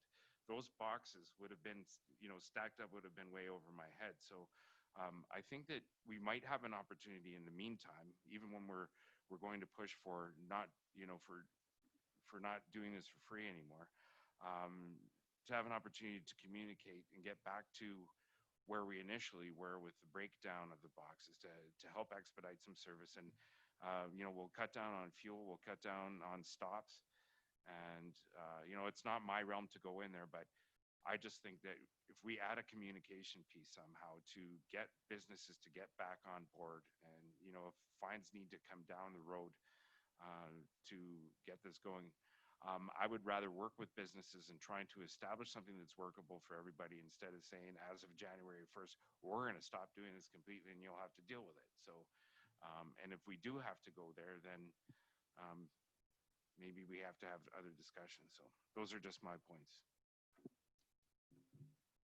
Councillor Trudeau? Just some comments. I think that we got into the cardboard recycling years ago to remove it from the general garbage. And flattening and stuff was kind of done at convenience. At one time, there was no cardboard bins by anybody. People just used to throw it in the back alley. So cardboard bins were initiated by individuals to tidy it up and encourage probably some collapsing. But let's not forget, when we started cardboard recycling, there was a market for cardboard. So it was attractive for the municipality to take it out of general garbage and sell it. But now there's no market, so that has changed. But the cardboard's still there. I agree with Councillor Butler that we should always make available the idea of receiving it. Picking up is a difficult part, because a lot of the cardboard bins are shared bins, just like our garbage bins. So we talk about bylaw and fines and so on and so forth. That's not possible. You know, I think we have to have a, you know, education piece, but on the other hand, like Councillor Butler suggested, don't pick it up anymore.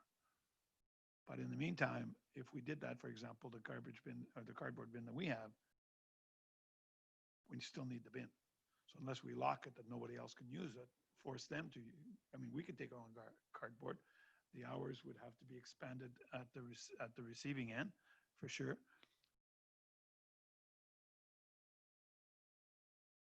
But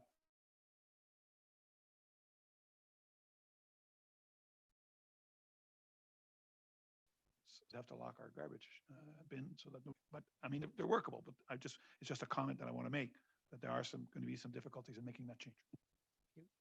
Councillor Keller-Harenti, and then Councillor Demoda. I remember when cardboard first we started, I worked at the chamber, and I remember the bins being really good about flattening. That was the agreement back then. Municipality agreed to pick up the cardboard at no extra business expense other than the same as the residents. And at that time, the one behind the chamber, a number of these were established on people's properties. for the businesses around to flatten their cardboard, put it in, and the grocery stores were to flatten their cardboard, have it baled and picked up. And that was the agreement at the time, but a lot of creep has come in. And I agree with Councillor Demoda. I think businesses change hands, new managers come in, because I have to admit, I'm appalled walking down some of our alleys. I cannot believe that somebody can send out a staff member to flatten the cardboard. I think we really need to get this under control. And I agree with Mr. Greathead, like, it's not only that the cardboard is out there, but the garbage that's also just left in the boxes is absolutely terrible. And, you know, we got to take pride in our community. And I don't think it's for our employees to clean up someone else's messes. And if it is then, and we have to hire staff, then these businesses should pay. Thank you. Councillor DeBona?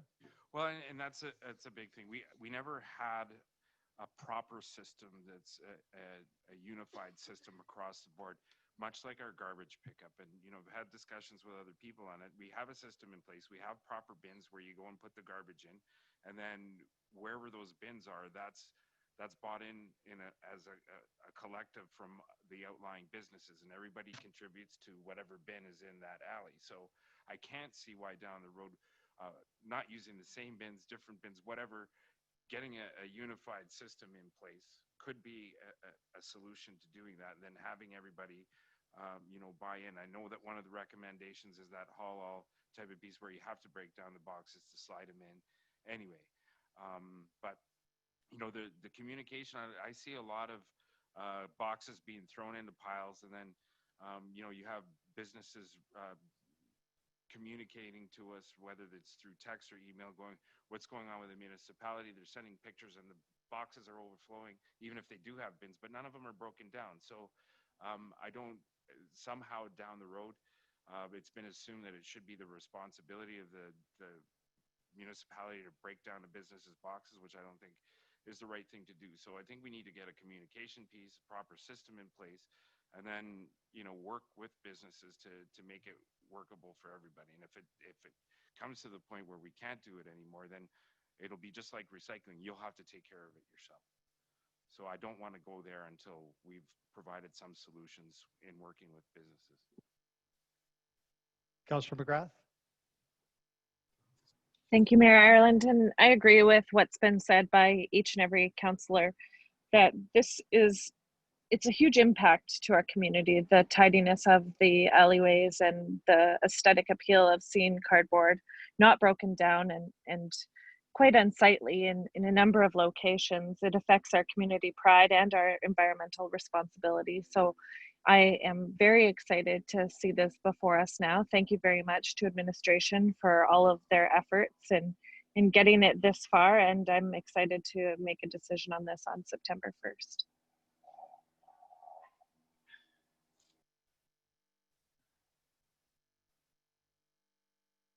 I will add my support to the notion of getting out of free cardboard pickup. But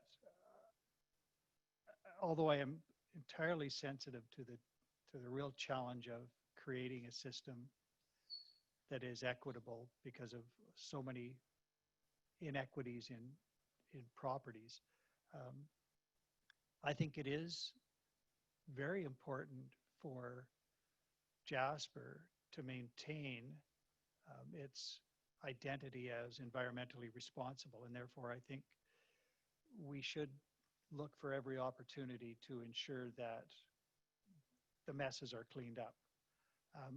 Part of that is the communication message, and although this is deep detail where I don't belong, it just seems to me that in order to start the encouragement of businesses to take responsibility, we could start by giving every business a box cutter, maybe on a lanyard that says, just like it does with COVID, we're all in this together.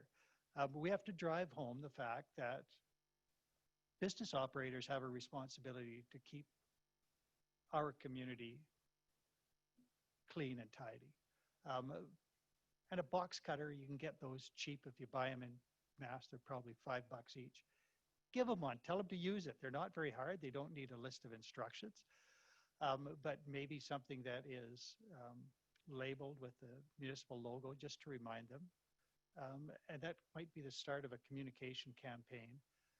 Getting them to break down the boxes is critical for the operation. We still have to consider all these other issues as was stated initially by Councillor Butler. I think and equity is one of them, and it will be a difficult hurdle, but I think it would be bad for Jasper to be branded as a place that doesn't take care of cardboard, but that doesn't mean we take care of it for free. There's a real expense, and people have to help with this. So I'm excited to move forward with the discussion, but I think we should do all that we can in our communications to encourage businesses to get on board and flatten the stuff. It's not a curve this time, but flatten the boxes and help us with this problem, because the only solution is an added expense for the business. So anyway, I'm supportive. So this is here by way of notice of motion. It'll come back for decision September 1st. And again, the communication message maybe stays with administration, but some little bit of show of assistance to businesses by a handout might encourage them to actually start flattening those boxes. Councillor Demota? Well, maybe with the assistance of some of the local media that might be present, or even if we take out an ad, just asking businesses to go forward with, taking a proactive approach, because I think that there's honestly, there's been some newer businesses and they're thriving, and they don't understand what they're doing or the implications and how that affects, our local staff, our municipal staff and stuff. And I think there's a lot of misunderstanding on both sides on maybe the negligence of the operators, and maybe of the operators not understanding what a person in that collection position has to go through on a daily basis. So I would like to start as soon as possible with some type of communication out there. Please start breaking down your boxes, because it's costing us too much money to haul around dead air. Councillor Journeau? We keep targeting businesses, but let's not forget the residents use those cardboard bins as well. And they're some of the more notorious for not flattening or removing the styrofoam contents or other undesirable contents as well. So I agree, an education piece is necessary. How we go about it in different ways, whether we pay for an ad, but we have to start educating the public about the implications, the requirements of disposal of cardboard.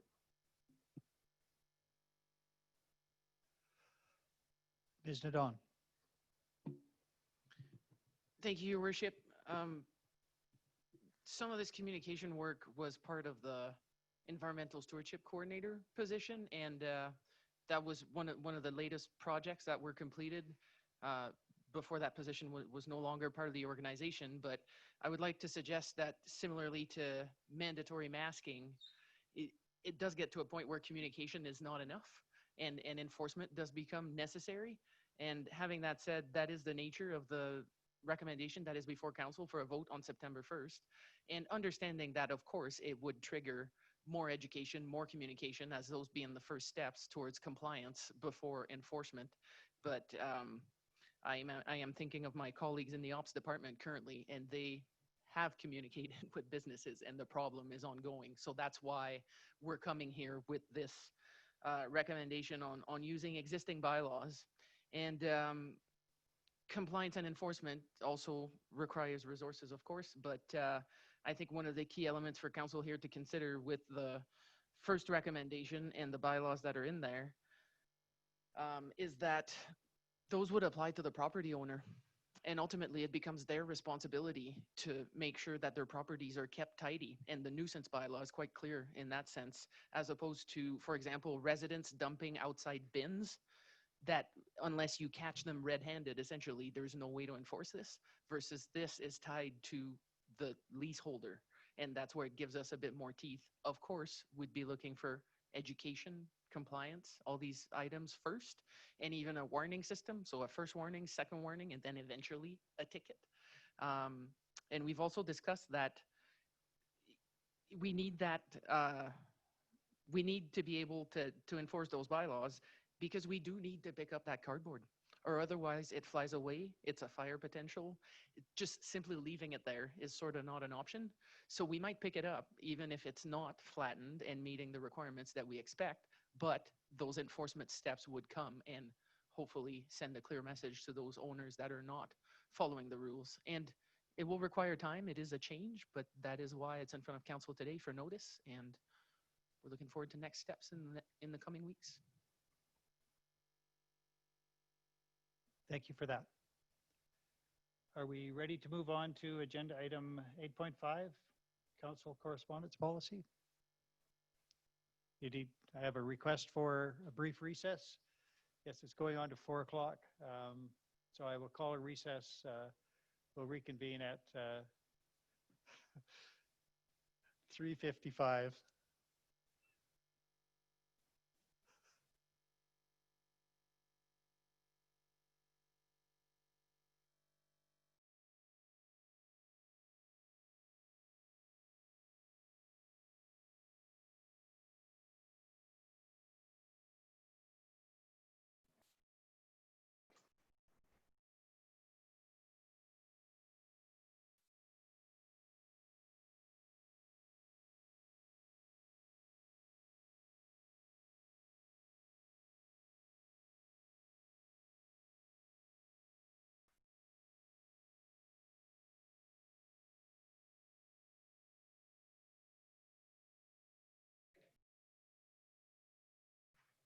All right, it is 3:55, so I will deem recess to be over, and we are back in session.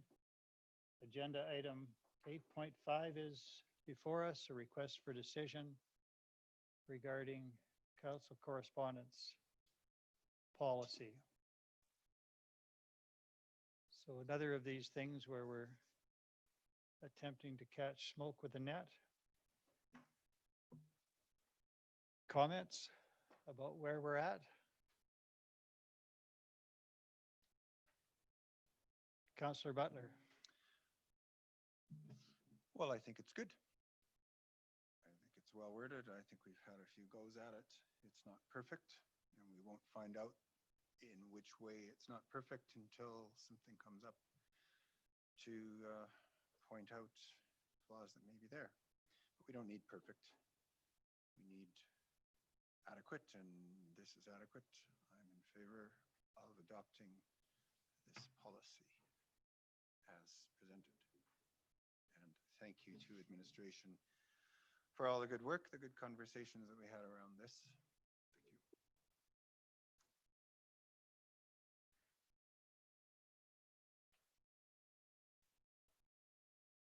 Councillor Demoda. In an ideal setting, I wish we had an app for every bylaw or policy.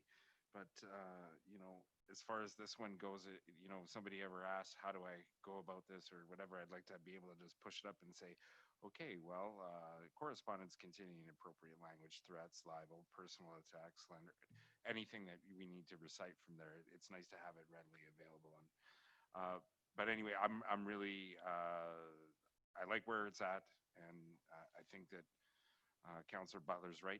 If we need to make some improvements around it, this is the best of what I think could be possible at this point. And I'm willing to make a decision on it today. I have only one question, and I appreciate, as Councillor Butler said, that it's better and it can't be perfect and we can change as we go. But I would like some level of comfort that Mr. Furcho has a level of comfort in this. And I particularly look at not the policy itself, but the administrative procedures. And upon receipt of correspondence, the CAO may do certain things, and the second paragraph after the bullets is that correspondence containing inappropriate language, threats, libel, personal attacks, slander, or defamatory remarks will not be acknowledged or circulated at the discretion of the CAO. So there is discretion, and I like that. Since our masking bylaw and the policy that incorporated masking into conduct in public spaces, I have received several emails, not addressed to mayor and council, but addressed to mayor, which refer me to all sorts of different sites that deal with how this is a communist plot. It's the plandemic. It is to indoctrinate us into a new world order. There's no inappropriate language. There are no threats. They're not personal attacks, but they are the extreme edge of thinking. And I do not want our CAO to be in a position where he is in any way compromised in what he does. I want him to be, or her, case may be, to be clear, to exercise discretion, to not put that sort of stuff on our agenda if it happens to be addressed to all of us. I mean,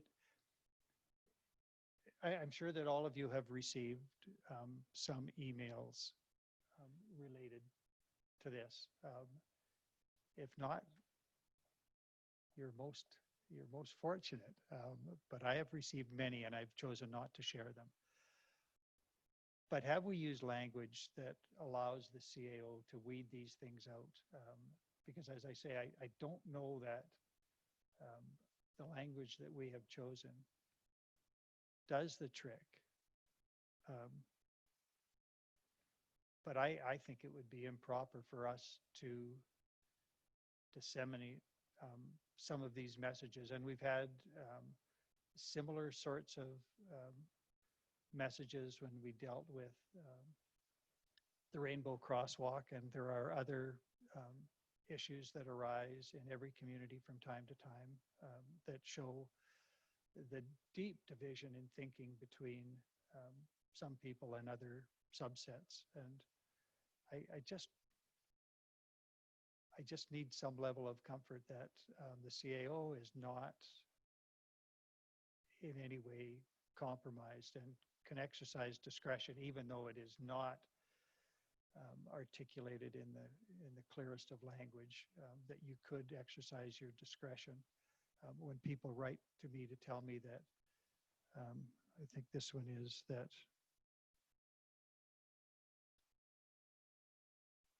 for those of you who know that coronavirus is a who scam. I mean, I want to be able to say that's not going on the public agenda, but I can't say here's why. It's not because our policy prohibits it. It's because we prefer to exercise our discretion. So I throw that out there. It's just something that is current and topical, but it's those sorts of cases that create the difficulty down the road.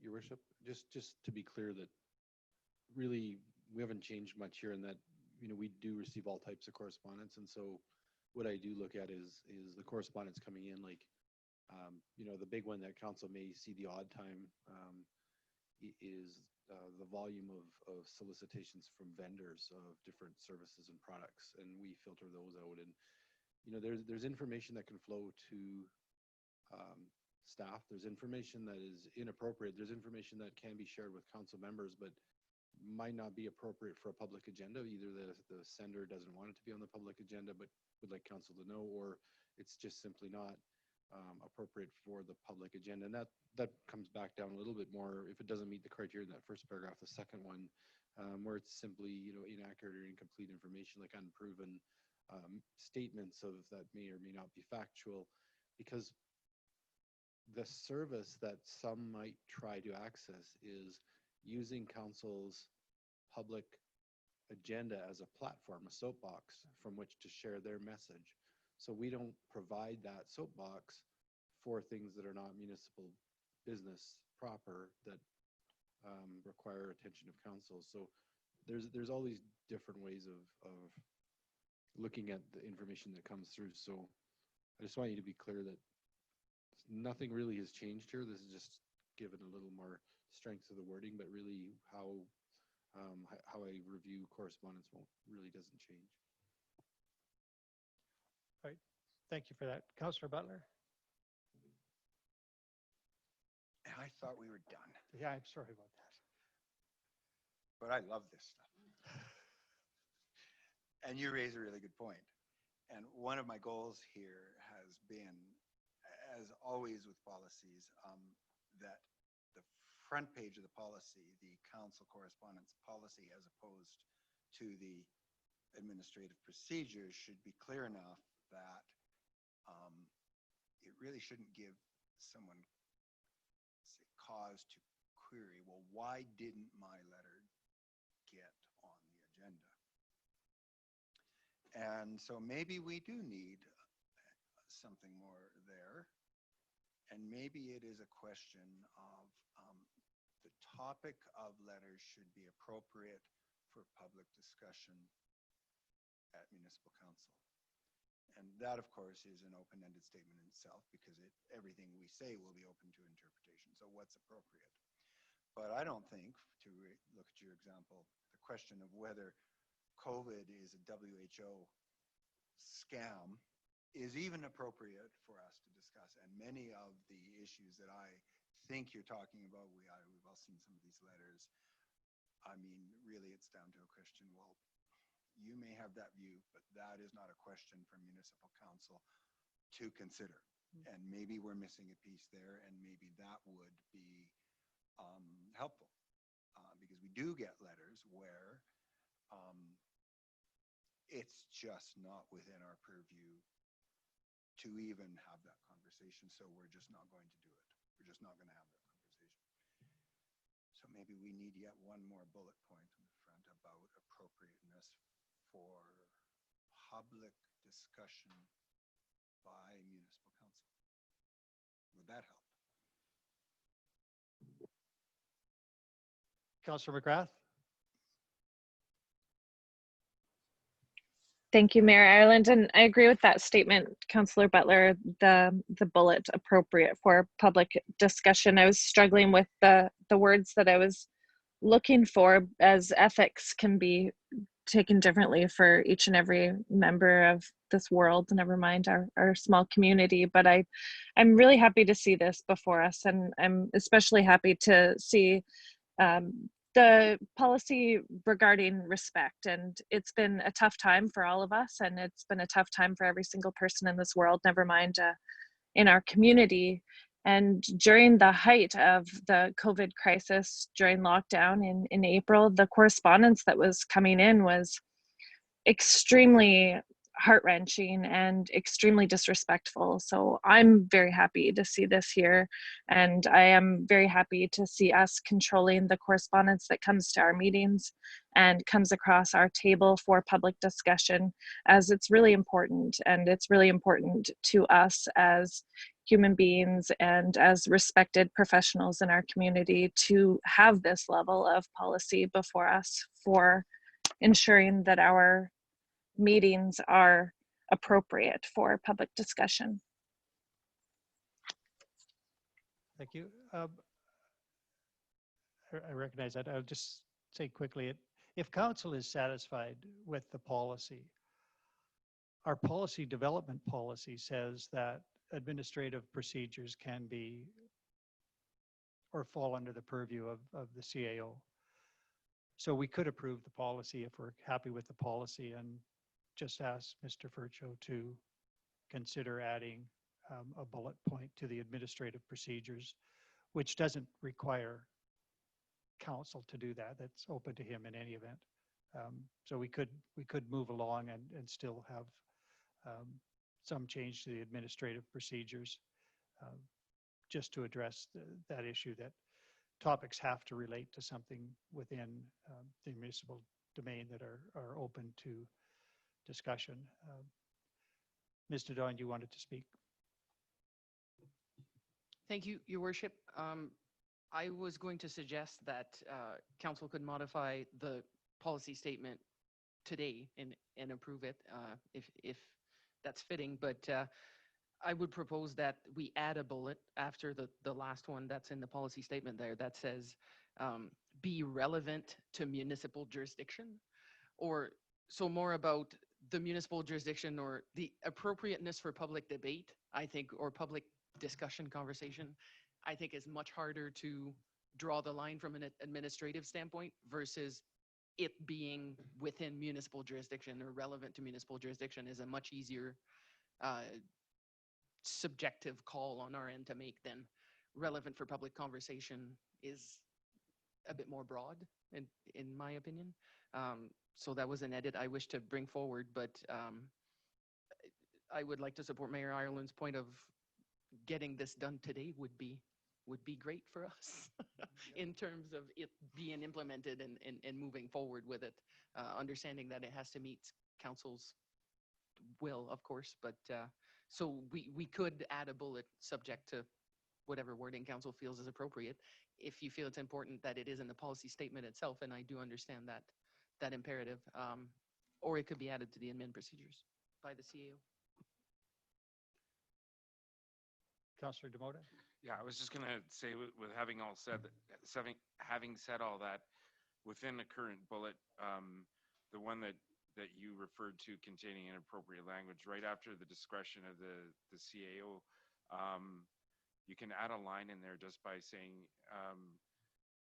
under the cases of extreme position, will be deferred to council to deliberate or consider response. That's all I was going to suggest, if anyone was listening. Yeah, well, two issues. One is trying to write by committee, but the other is I would be more comfortable with confirmed discretion in the CAO to simply disregard. I don't want this stuff coming to council if it's come to the municipality and it's just inappropriate for us to consider. I'd like it to be weeded out right from the start. And I'm comfortable either with the suggestion that we add a bullet point right now by way of amendment to the policy, or we approve the policy and leave it to administration to perhaps fine-tune the administrative procedures just to deal with this issue, one or the other. Councillor Butler? I'd rather see such a statement in simple terms in the policy statement rather than just in administrative procedures. I think it is sufficiently important that it be there. And I think it can be as simple as something that Ms. Nadon just suggested. I'm not sure I care much whether it says relevant or appropriate. Relevant will work for me. I'm just thinking of the example that you brought up. So that letter, which I gather wasn't even, I don't know if it was requested that it be on the public agenda, but the question of the mask bylaw is relevant. But I don't think the question of whether it's a world conspiracy is appropriate. So, or maybe that's not relevant. So could that bullet point be, so not contain misrepresentations of fact, new one, be relevant to an issue within council's jurisdiction, and then the final one, be respectful and free of personal attack? Would that suffice? So that's just adding the relevance clause.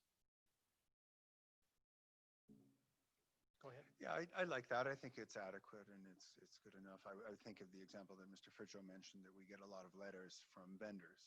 And I mean, I think that honestly allows him right up front to say, well, it's not relevant because council is not considering a new swimming pool liner at this time, and therefore it's not relevant. Council is considering questions of paid parking right now, so that those letters become relevant. And That probably works. Or even it could be not relevant because it's an administrative decision, not a governance decision. It doesn't need to come forward, so. All right. If that suffices, again, as was said earlier, this can come back, the policy can come back. We'll see how it works, but I do want to leave here with some clearer direction for staff. So did you get that wording recorded? Okay. So with the policy thus amended, will someone make a motion that council approve policy F013 as presented today? Council? Is that also approving the procedures? It is. I have some comments on the procedures. Okay. Comment away. In the page 29 in our book, we talk about correspondence containing inappropriate. And the next one is correspondence containing statements of facts. And we're going to send a letter back, encourage them to resubmit. I see that that could be very onerous. And I'm not sure we had discussed the possibility of just adding a footnote to correct the data. And I think it should be an option, in my opinion. And then go down 2 bullets from there. Writers who submit correspondence will receive acknowledgement upon receipt. And, you know, I think sometimes that initiates tons of back and forth letters, along with an indication of the next step. I don't think we should be providing that when you acknowledge receipt, because again, that's onerous. That's you set a direction, so you get a letter from the council about something that's in operation. You're saying, well, you know, it'll have to be dealt with operation, and there's follow-up involved, and so on and so forth. I'm just trying to find a way to deal with this efficiently and with no requirements of a ton of follow-up for our administrative staff. Mr. Don? Thank you, Your Worship. The administrative procedures are approved by the CAO, so they are provided to council to give you an indication of what the intent is on how things would be implemented. And so they do not require approval from council, but I would suggest that seeing how things go, and if we realize we are in the business of getting back and forth with people extensively, particularly around the point to request clarifications if there's a misstatement of fact. In the last, I want to say 2 months, it happened once. So it hasn't proven to be an onerous process, but it could become. And then at that point, modifying the admin procedures would be within the CAO's purview. So that's how we would address that internally. All right, it will be a work in progress, but the work could get approved today. So again, do I have someone to make a motion? Councillor Butler? And that motion is to approve the council correspondence policy as presented and amended at today's meeting. Is that clear enough? Any further debate on that question? All in favor? Were you voting earlier? Okay. Okay, that is carried. There are none opposed. Well, thank you. That is another significant piece of work accomplished. Thank you for that. Our next item, agenda item 8.6, here by way of notice, communication coordinator to be back, proposed at least for decision on September 1st. Mr. Furcho, did you wish to address this?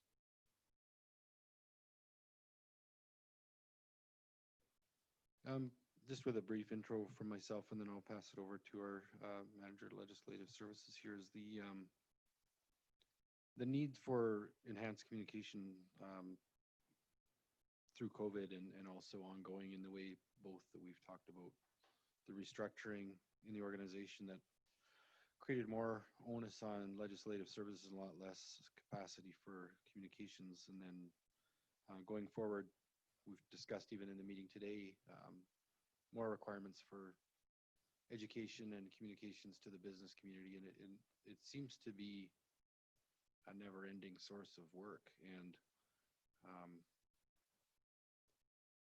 this is what we brought forward earlier, and I'm going to leave the rest of this introduction for Christine to continue with. But organizationally, I see this as one of our kind of greatest areas of need moving forward, where we may want to look at this service as something that is required to be improved, and maybe other areas that we find are not as critical, because not communicating seems to be causing more work that results in more expense and cost operationally across the board. So it's the spending some and saving a lot kind of thinking here. So anyway, Christine, if you wanted to introduce this one.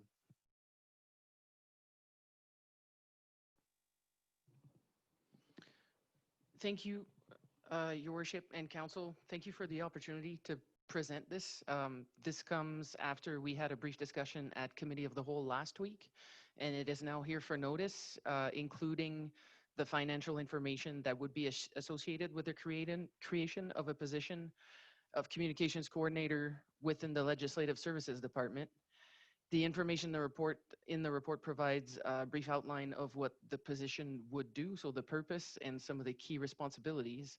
The development of a job description would follow approval of the creation of the position and the budget. And essentially, with these key responsibilities and purpose, in collaboration with our human resources manager, we've identified that the position would be at level 16A on the current grid, which matches a communications officer position, which used to exist in the organization several years ago, as well as the current communications specialist position. So the skills and qualifications required for the position would fall within that same level. And the two costs that you see before you under the recommendation are for funding for the rest of the year. So that $13,000 figure would cover the wages for a new position starting in October. So the proposed decision date being September 1st, if it did get approved by the time a job description is created and the job is posted and awarded, would put us into September. And regardless of whether it would be a new candidate or a new person to the organization, or it be someone from within that would be the successful candidate, there wouldn't be a requirement for benefits for that part of the year, because it's only 3 months and that's the probation period. So the benefits would either be already provided for in the current budget, or if it was a new individual, there wouldn't be that cost. So that's why you're seeing that number being a bit lower there. And then the other bullet, the second bullet, is we are requesting a full-time continuous position, union position. So this would require funding support for future years, and that would come through the operating budget, and at an estimated cost of $54,000 annually and $12,000 for benefits. There is a note there, and sort of building on what Mr. Furcho just suggested, the funding for this new position could come from new or existing sources. So depending on what happens with the organization for 2021, if there's a shift in priorities or different service levels that are established in different areas, perhaps this request could be accommodated within the existing budget. But also there is the potential that it could be new money as well, depending how council would like to approach this one. We've provided a few options which are not, I had a hard time coming up with options for this one, but essentially the situation we're facing is we've increased our service level during the pandemic and are now facing the reality of, to maintain those service levels in the future, we would require more resources, but also this has been an ongoing concern and issue for the Legislative Services Department, is that we do not have a communications position within the organization that is dedicated to supporting the corporation, which includes all departments and council. And what it is creating is a basic level of service provision in terms of we are meeting the basic requirements of responding to media requests and advertising and maintaining a website. but there is definitely no proactive actions or measures taking place. And also what it does is it pulls either the manager position, being myself, or the legislative services coordinator away from other key legislative duties to attend to communications items, but without thoroughly and fully providing a good and adequate service on that front either. So this position would not only support better communications on behalf of the organization, and I think we've outlined what those areas are, but it would also support better legislative work and a greater ability to focus on those other strategic priorities that are included in council's documents that relate to updating our bylaws and policies and reviewing our agreements and things that we're doing with Parks Canada and records management and all that other area. It would allow the legislative services coordinator to focus on that section more, and to have a dedicated communications help would then support the manager role in being more effective in managing all this with the appropriate resources in place. So the increase in service level for social media, which we've included some information in the report, and I also have some data on how our social media presence has been going since we became a Municipality of Jasper Facebook page. Social media is one aspect of it, but there's also a lot of communication work, including working with departments and promoting their programs and being more consistent on that front. That work is simply not getting done currently. And that would be a large part of what the position would do. Social media would be a part of it, but it is also not, I want to debunk maybe the thought that social media is a full-time job. It is not, but the rest of the communications work that goes around it to support the organization definitely is, in my opinion, and as we've tried our best to document. So that is my presentation. I'm happy to take questions. Thank you. Your worship, if I could just add, just to be clear, the current level of communications work that council's seeing is at the expense of other work that is not being done and needs to be done at some point or is backlogged, and some of those things will come back and get us. So that's why we're saying what you saw through the pandemic is not sustainable. It's just that work is piled up and now needs to get done as well. So we have to make some choices. Thank you both for that. Councillor McGrath? Thank you, Mayor Ireland. And I just wanted to express huge gratitude and appreciation for the communications work that have done to date. It has been providing our residents during the COVID-19 crisis with a high value and of extreme importance to the quality of life and well-being to the residents of Jasper. It has proven it's necessary, it's critical, and there is an increased need to meet the needs of transparent, open, and honest government. The social media policy needs to be created for the town is really important to move the organization forward, and whatever we can do to increase communications and transparency within our local government and within the organization, I certainly support, and I'm really happy to see this here and to have this as a question before us to allocate money to finally. So thank you, thank you, thank you. And I fully agree to funding the communications department. Thank you. Councillor Demota? I appreciate all that, and thank you for covering all those levels of gratitude, and I concur, and I agree with all of the reasoning and the content behind this. I just want to ask a question because there's something that we would be bringing into the municipality, regardless of what position it is. Do we, because of our agreement with QP, do we have to always consider a unionized position when hiring someone into the organization? So I know that this fits into the pay level of a communications specialist, but let's just say we didn't want to have that as a unionized position and we wanted to have a coordinator that may have a direct report to the CAO, but covers the responsibility of all the departments in the municipality, much like our human resources manager would be. So not necessarily under someone as far as being in a department. Does every position that we hire have to go into a unionized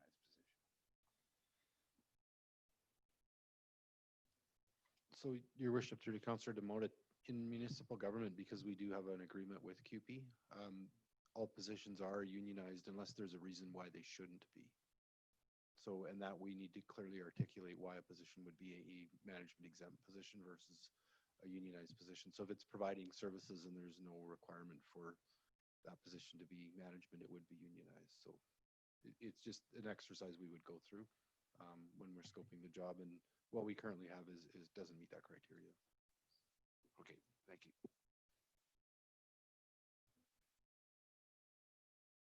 I am a little uncertain of the terminology. So you've called it a communications coordinator and identified that it would be equivalent to a communications specialist, and then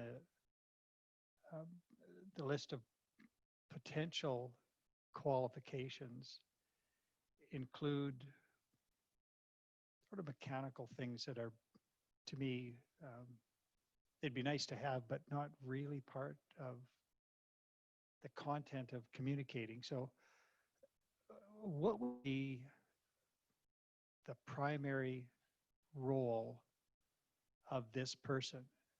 Because to me, a coordinator brings other work together, but I am thinking that what we need is somebody that can deal with the content. And I'm just confused why it would be a communications coordinator as opposed to a communicator. Go ahead, Ms. Nadal. Thank you for the question, Your Worship.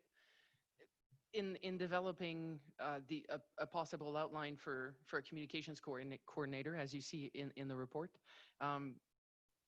the level of support that would be expected from the position helps us place it on the grid and suggest what the name of the position should be. And essentially, by reviewing other communications jobs in municipalities across Alberta, it goes from anything from a communications assistant, whose work is largely directed by someone else, I guess would be a good definition of that, to sort of a middle of the road position that would equate to a coordinator or a specialist or an officer. I think are all used interchangeably and represent a similar level of responsibility.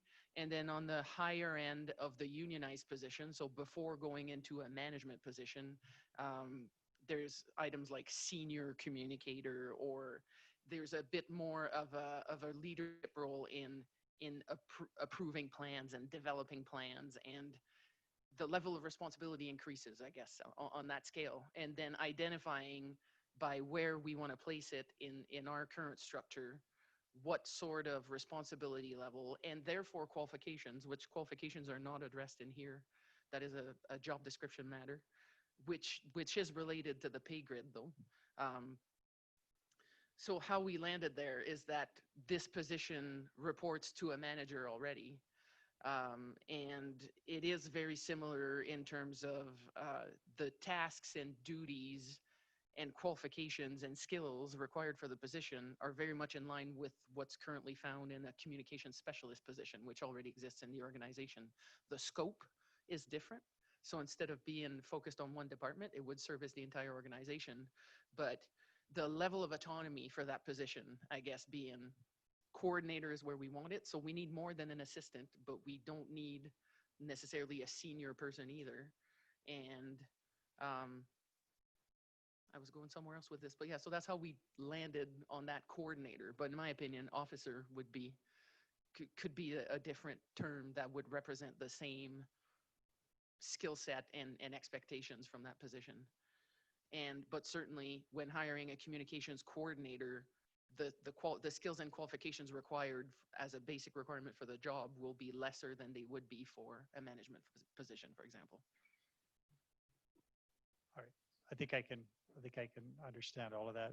What I am interested in is confirmation that the intent is to hire a doer of work, not somebody to coordinate the work of others. But this is somebody who's going to do some communications. I mean, they will get input from other places, but this is a person who primarily will have the job of communicating on behalf of the municipality, all departments, not coordinating the efforts of others. Is that fair? I do get where you're going, but I also, so in that, yes, you're right, in terms of word coordinator could be changed to officer or specialist, and it wouldn't change the outcome of what the position does. But having done that job myself, it requires a lot of coordination with other departments in terms Right. of, and that is where we're not being proactive currently, is working proactively with departments to extract information from their areas and turn it into appropriate messaging and strategies that then is considered communications work. So, but yes, the person would very much be a doer, and in essence, be someone I could delegate to and get these things done, which would allow greater focus on other matters, on management of communications as opposed to doing, but also legislative items. Thank you.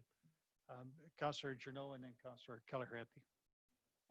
Thank you for that. In support of what you were just asking, I don't want to get into the working details, but we have an example just came before us on the previous topic, which was cardboard. So, for example, I'm going to ask a question. If the manager in charge of that decides that he needs specific letters going to a specific series of business, he could go to the communication officer to get those done? Your worship, through the councillors, so the short answer is yes. So that position would provide support to all departments in the organizations to help them communicate. And how that works, where processes are established, is that you would have something like a request form that a manager or a staff in another department would fill, that essentially like a service request towards the communications department, and then an assessment of what tools would be best, what the message is, what other considerations that the communications department sees because it's involved with the entire organization that someone in a specific department may not see, and so on and so forth. There is routine correspondence and communication from departments that will not trigger support from a communications department necessarily, but anything that is public facing and widely distributed would usually come through communications, indeed. Thank you for that. It just confirms or clarifies the answer that the mayor raised. Was it a doer or a coordinator? So I'm satisfied with the answer. Thank you.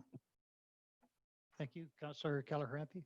Mr. Dunn, you mentioned that we have a communication specialist in another department. Now, does this roll into this position? Or are they two separate positions? And if they're two separate positions, would this position come under this person?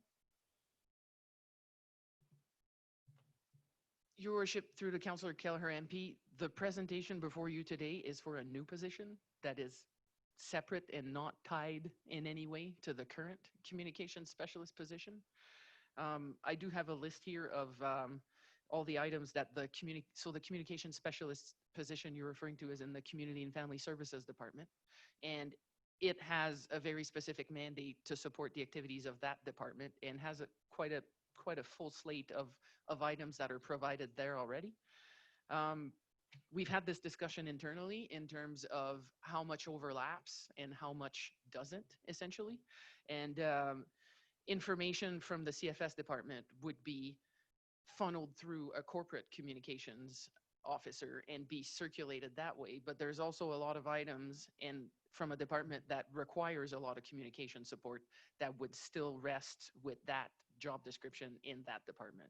So future reorganization of the municipality and how that might work is a separate topic at this point, and the request before you is for a new and entirely separate position than the existing Community and Family Services communication specialist position.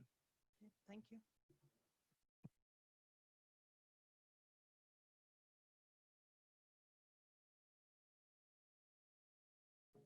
So thanks for that last answer, Ms. Nadon. And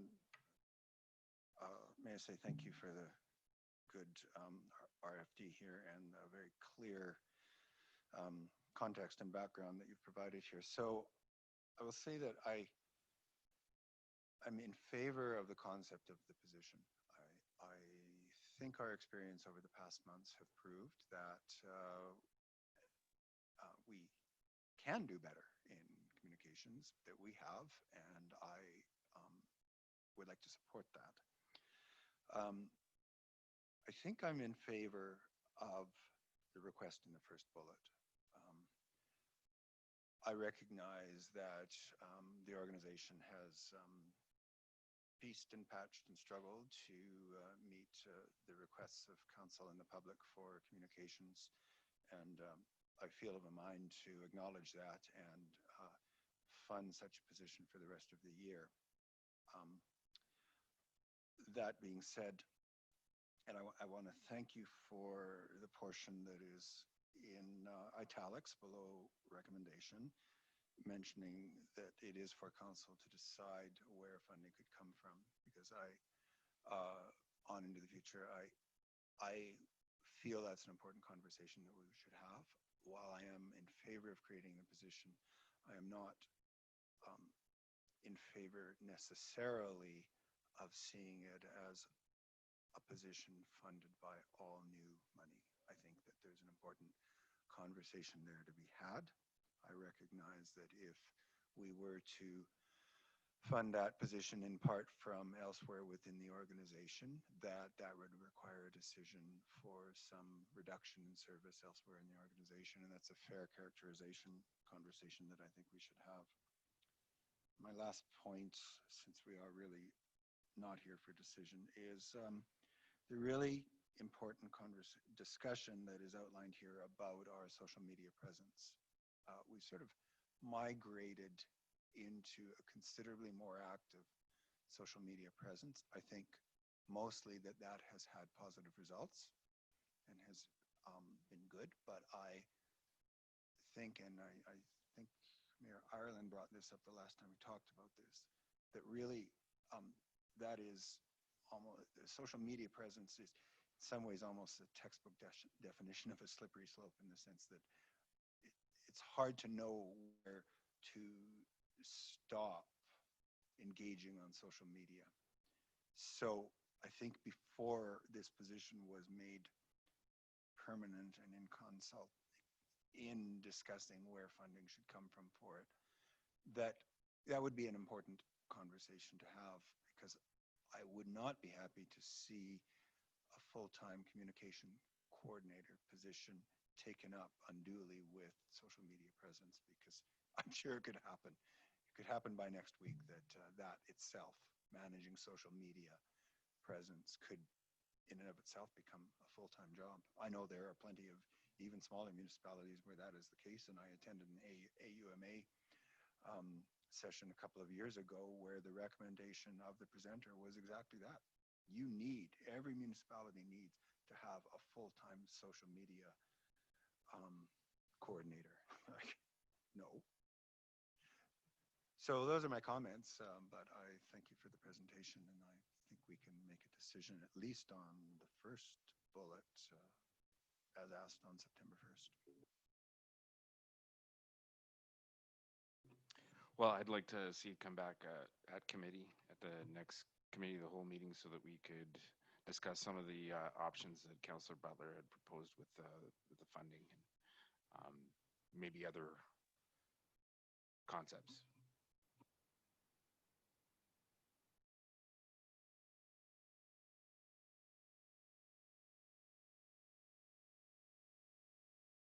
Yes, go ahead, Councillor Butler.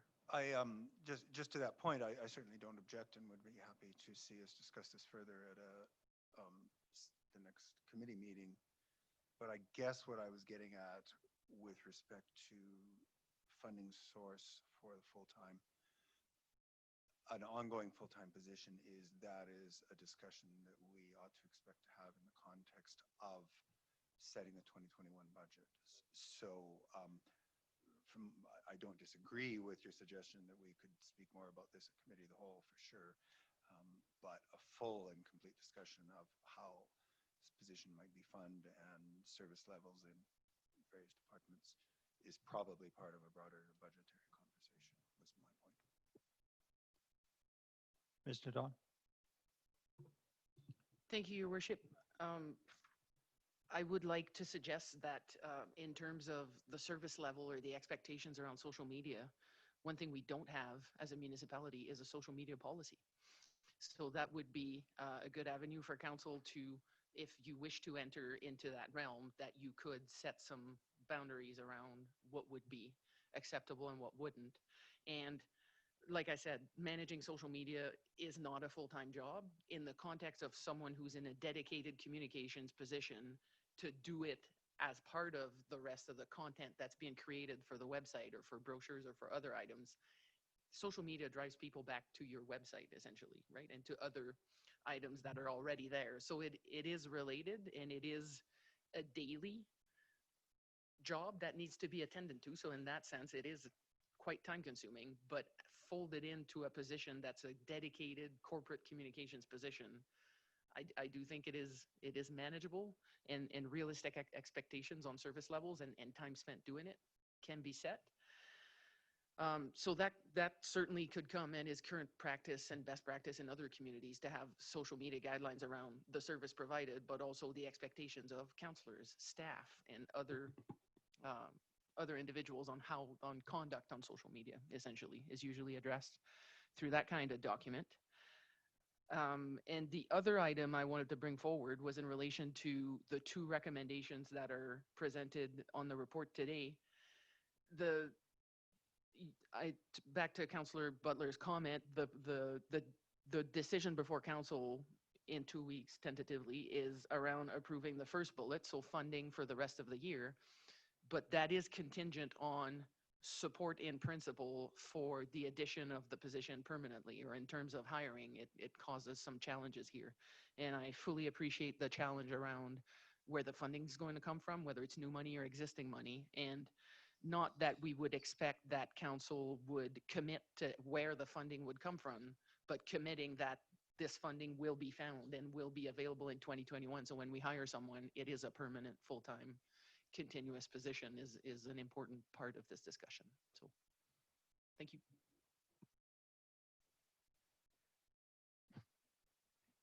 Putting my hand up for myself.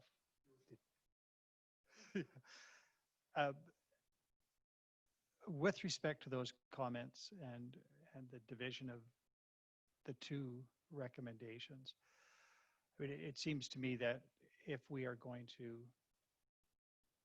advertise for someone to fill the role, it makes a huge difference whether it is advertised as a 3-month temporary position with an unknown future, or a permanent position full-time. And so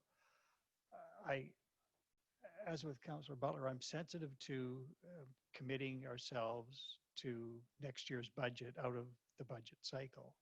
But I wonder whether recommendation 1 can be massaged a bit to simply identify that council is approving a full-time continuous position with that $13,500 cost for this year, because we need to add that to the budget, and then just leave the rest of it to fall into place as things do when we come to budget, rather than in a motion that's specific to this job, we try and preempt what are necessary budget discussions, where so much will depend on what we might decide on social media presence and all sorts of stuff.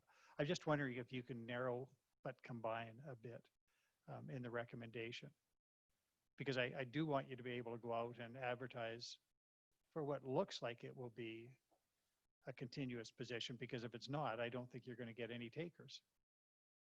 Go ahead.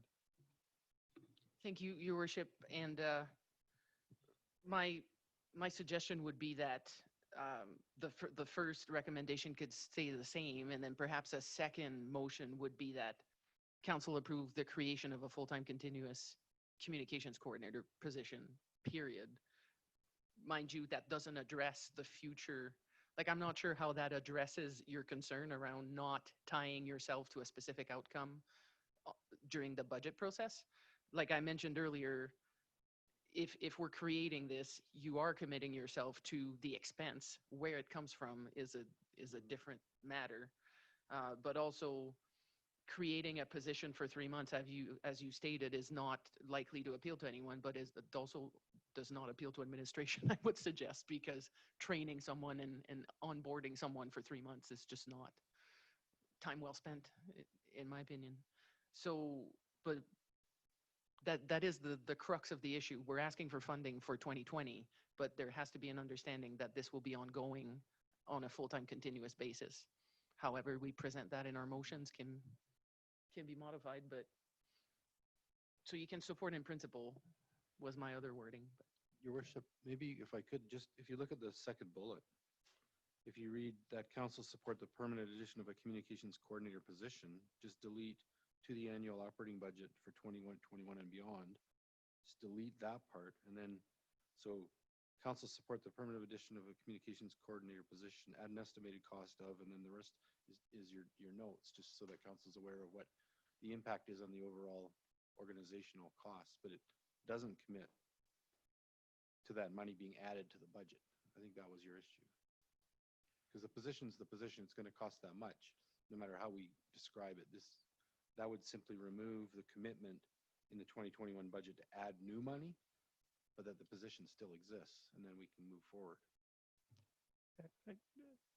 I agree in principle. My suggestion, when I talked about combining them, would be to put that first. So the first few words of the second bullet point, that council support the permanent addition of a communications coordinator position, and then tie in the first, and approve an additional net deficit of $13,500 to fund that position for the balance of 2020. Because, I think it's important that we say that it's permanent if we're going to go out and assess the market. But we can find funding for this year, and the rest we'll have to see how that goes. But I mean, that's only my suggestion, and we can have further discussion at committee of the whole next week if council wishes. All right, I think that we have retired that. Agenda item 8.7, notice, Councillor Demoda. Thank you. I've had some recent discussions on this, and I know that it was kind of sprung on council a couple of months ago when it came up through a few conversations in the community about Jasper having or needing something to look forward to. We went through some stressful times because we were going into uncharted waters, and so this was an idea brought forward to have something to look forward to at the end of this year, and then going forward for years to come. And I think, I don't know if you have, I forwarded a possible proclamation, and my intention is to bring it up today. Unfortunately, it is one of the last items on the docket, and I know that a lot of us are tired from long meetings. So yeah, I would like to go through the wording a little bit more, if that is the desire at council at committee of the whole, where we can spitball the info there. I did email the contents, and I don't know if we want to read it out loud, but it's up there.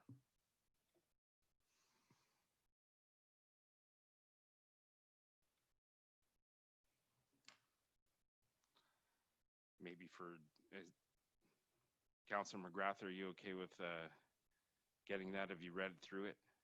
Yes, I see it. Thank you. Okay. So I'll just go through it quickly. So the town of Jasper is a unique resort destination with a culturally and socially diverse population. Many of our residents work collaboratively together to enhance visitor experience, as well as maintain a bond for living in our prospering community. Our culture grows rich through our working relationships and living together in an idyllic setting, which many visitors come from abroad, and I probably should say, to enjoy its amenities. Jasper's economic strength is seasonal, with much of the community's hard efforts concentrated in the summer season. The end of September marks the transition from summer to autumn, creating a great opportunity for community members to celebrate our culture, diverse backgrounds, our fellow residents, and our seasonal successes. And then the therefore is, be it resolved that the Municipality of Jasper commemorate our unique solidarity by proclaiming the third Saturday in September annually as Jasper Day. So my whole drive behind this, again, just to give people a background on, was something that was started up 8 or 9 years ago in discussions to having a day in the fall to celebrate our community with our community members. And I think it gives us an opportunity to look forward again towards the end of the summer season. It's been mentioned that that the optics may be considered as taken as a tokenal approach to just adding something while we have all this other stuff to go on, just so that we could say we did something good, and that's not the intention. The desired intention is, you know, for community members to celebrate what we're good at, and each other in the community. So it's been said before that many of the decisions we've had to make recently that have become four of us had created some division with some community members, and some of the decisions that we're going to be making forward, coming forward, might cause some divisions as well. And my approach is simple. This is nothing but a small resolution to help create some unity and celebration of nothing other than our love for our community and the people in it. It's a low-hanging fruit, so to speak, and it's been argued many times that council embarks on a plan and spends a lot of time in the details to try to get it as right as possible. We don't need to, and we don't come to decisions easily at times, and that's okay. Right now we have an opportunity to just call a day and see how it rolls out. We don't need to direct what needs to be done. If organizations or businesses want to do something to celebrate, they should feel free to organize what they want. If a neighborhood wants to put on a block party, then someone can try to organize that for themselves. The idea is to plant the seed and let it grow organically. To me, it's an easy decision to make in a couple of weeks, and I think it's something that's the opposite of divisions in the community, and it's all about bringing community members together to celebrate our town. Thank you, Councillor Demota. It's here by way of notice for decision in 2 weeks' time, September 1. Thank you. Anything from anybody else?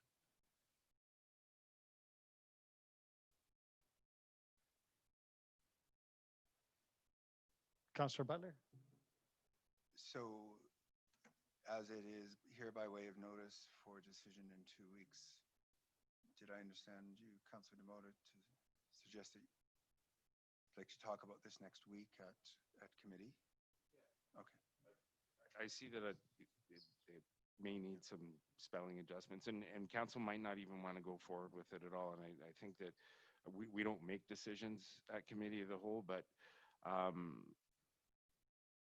I think it's something that we should discuss anyway, and it's not something that I want to shove down anyone's throats. And I made a promise at the beginning of the year when I presented the idea that we would try to get something in place, or at least I would try to convince other councils. And I'm following up on that promise because I didn't want to have a loose end going in, and I realized that, holy smokes, we only have a few more regular meetings before kind of the proposed timeline that we're thinking about me and some other community members. So there is some interest in local groups in doing things such like Habitat for the Arts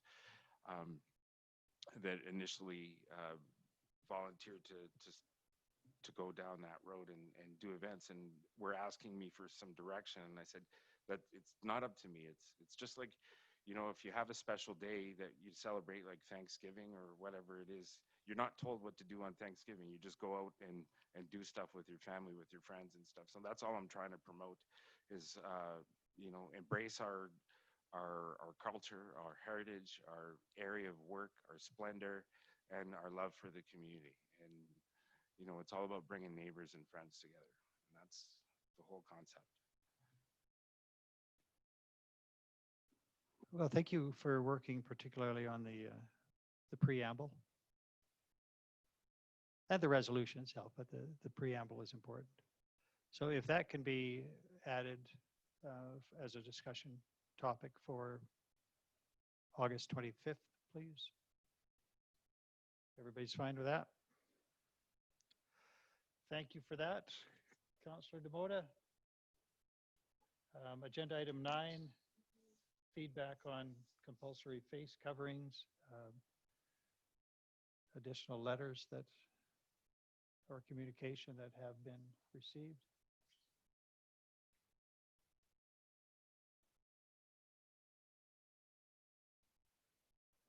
So we thank those individuals unless, yes, Councillor Butler. Thank you very much. I just wanted to take one opportunity, and I chose this one to thank a couple of people and groups, I guess. And that is to extend thanks both to our bylaw department, Mr. Jones, and his staff, as well as to Sergeant Daisy and the RCMP. A couple of people have mentioned to me personally concerns about enforcement of our bylaw, and we knew that would be a concern. How will we enforce it? Will there be enough of it? And on a couple of occasions, I have seen both of the individuals that I mentioned downtown just making their presence known in what I can only describe as a very positive way, and it helps a lot. I wasn't part of the conversation about what enforcement would look like because I had to leave that meeting early. But I didn't know that we would see the RCMP making a presence to help us with this, and we have. And I'm just so happy about that. And I guess I'd like to acknowledge that some people in the community would have liked us to have taken that action sooner. Others would far prefer that we hadn't taken that action at all. But I think the outcome has been quite positive. Compliance has been good. And I really want to thank the writers of these letters for just the positive and supportive tone of them. And there has been lots of that positive and supportive tone through the community throughout this. And so thanks to those who have helped with visibility and enforcement in the community. And thanks to also the commercial operators downtown, all of whom I think have just been on side and so helpful in making this work, so it really doesn't necessarily need to come down to an issue of enforcement. So I just wanted to take this opportunity, because those letters were on the agenda, to mention those few things. Thank you. Thank you for that, Councillor Butler. Agenda item 10, is there any other new business for council?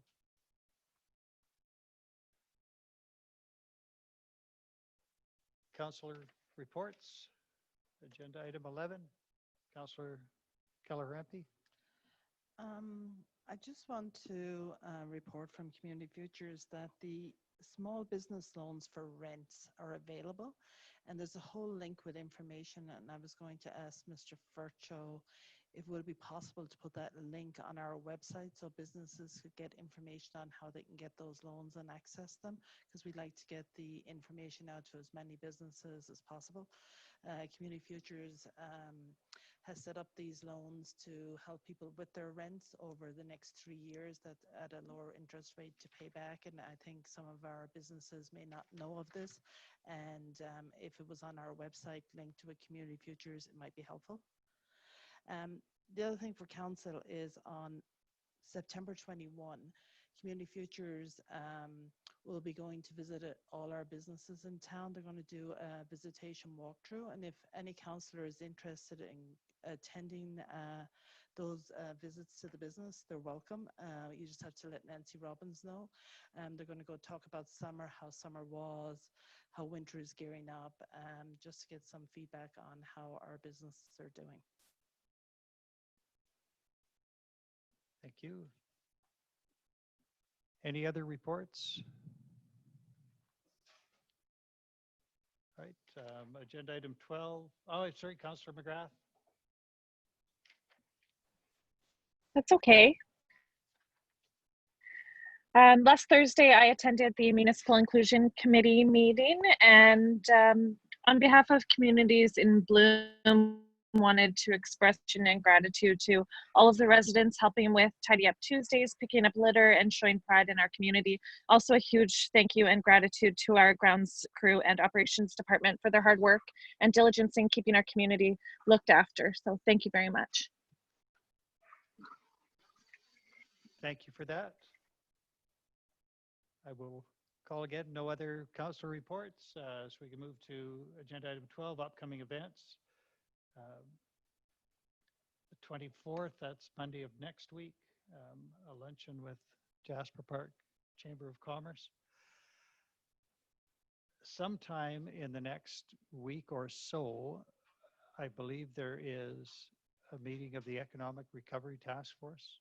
Do you, Ms. Nadon, have is it tomorrow? It is tomorrow. I may not be available. I have a requirement to be in court in Hinton. Councillor Demota, you are the alternate. Would you be available if I can't make it back? A 3 o'clock start. I should be back, but I can't promise. I will try. I'll try to coordinate with you to be available. I can make myself available if need be. Thank you. I'll just text it. Any other upcoming events of note for council? Then I will invite someone to make a motion to adjourn. Oh, the hands all went up. Councillor Demota. I have a motion to adjourn at 5:05 p.m. All in favor? Thank you all. We are adjourned. Thank you, Councillor McGrath. It's nice to see you again, Councillor McGrath. Nice to see you all as well. Have a wonderful evening.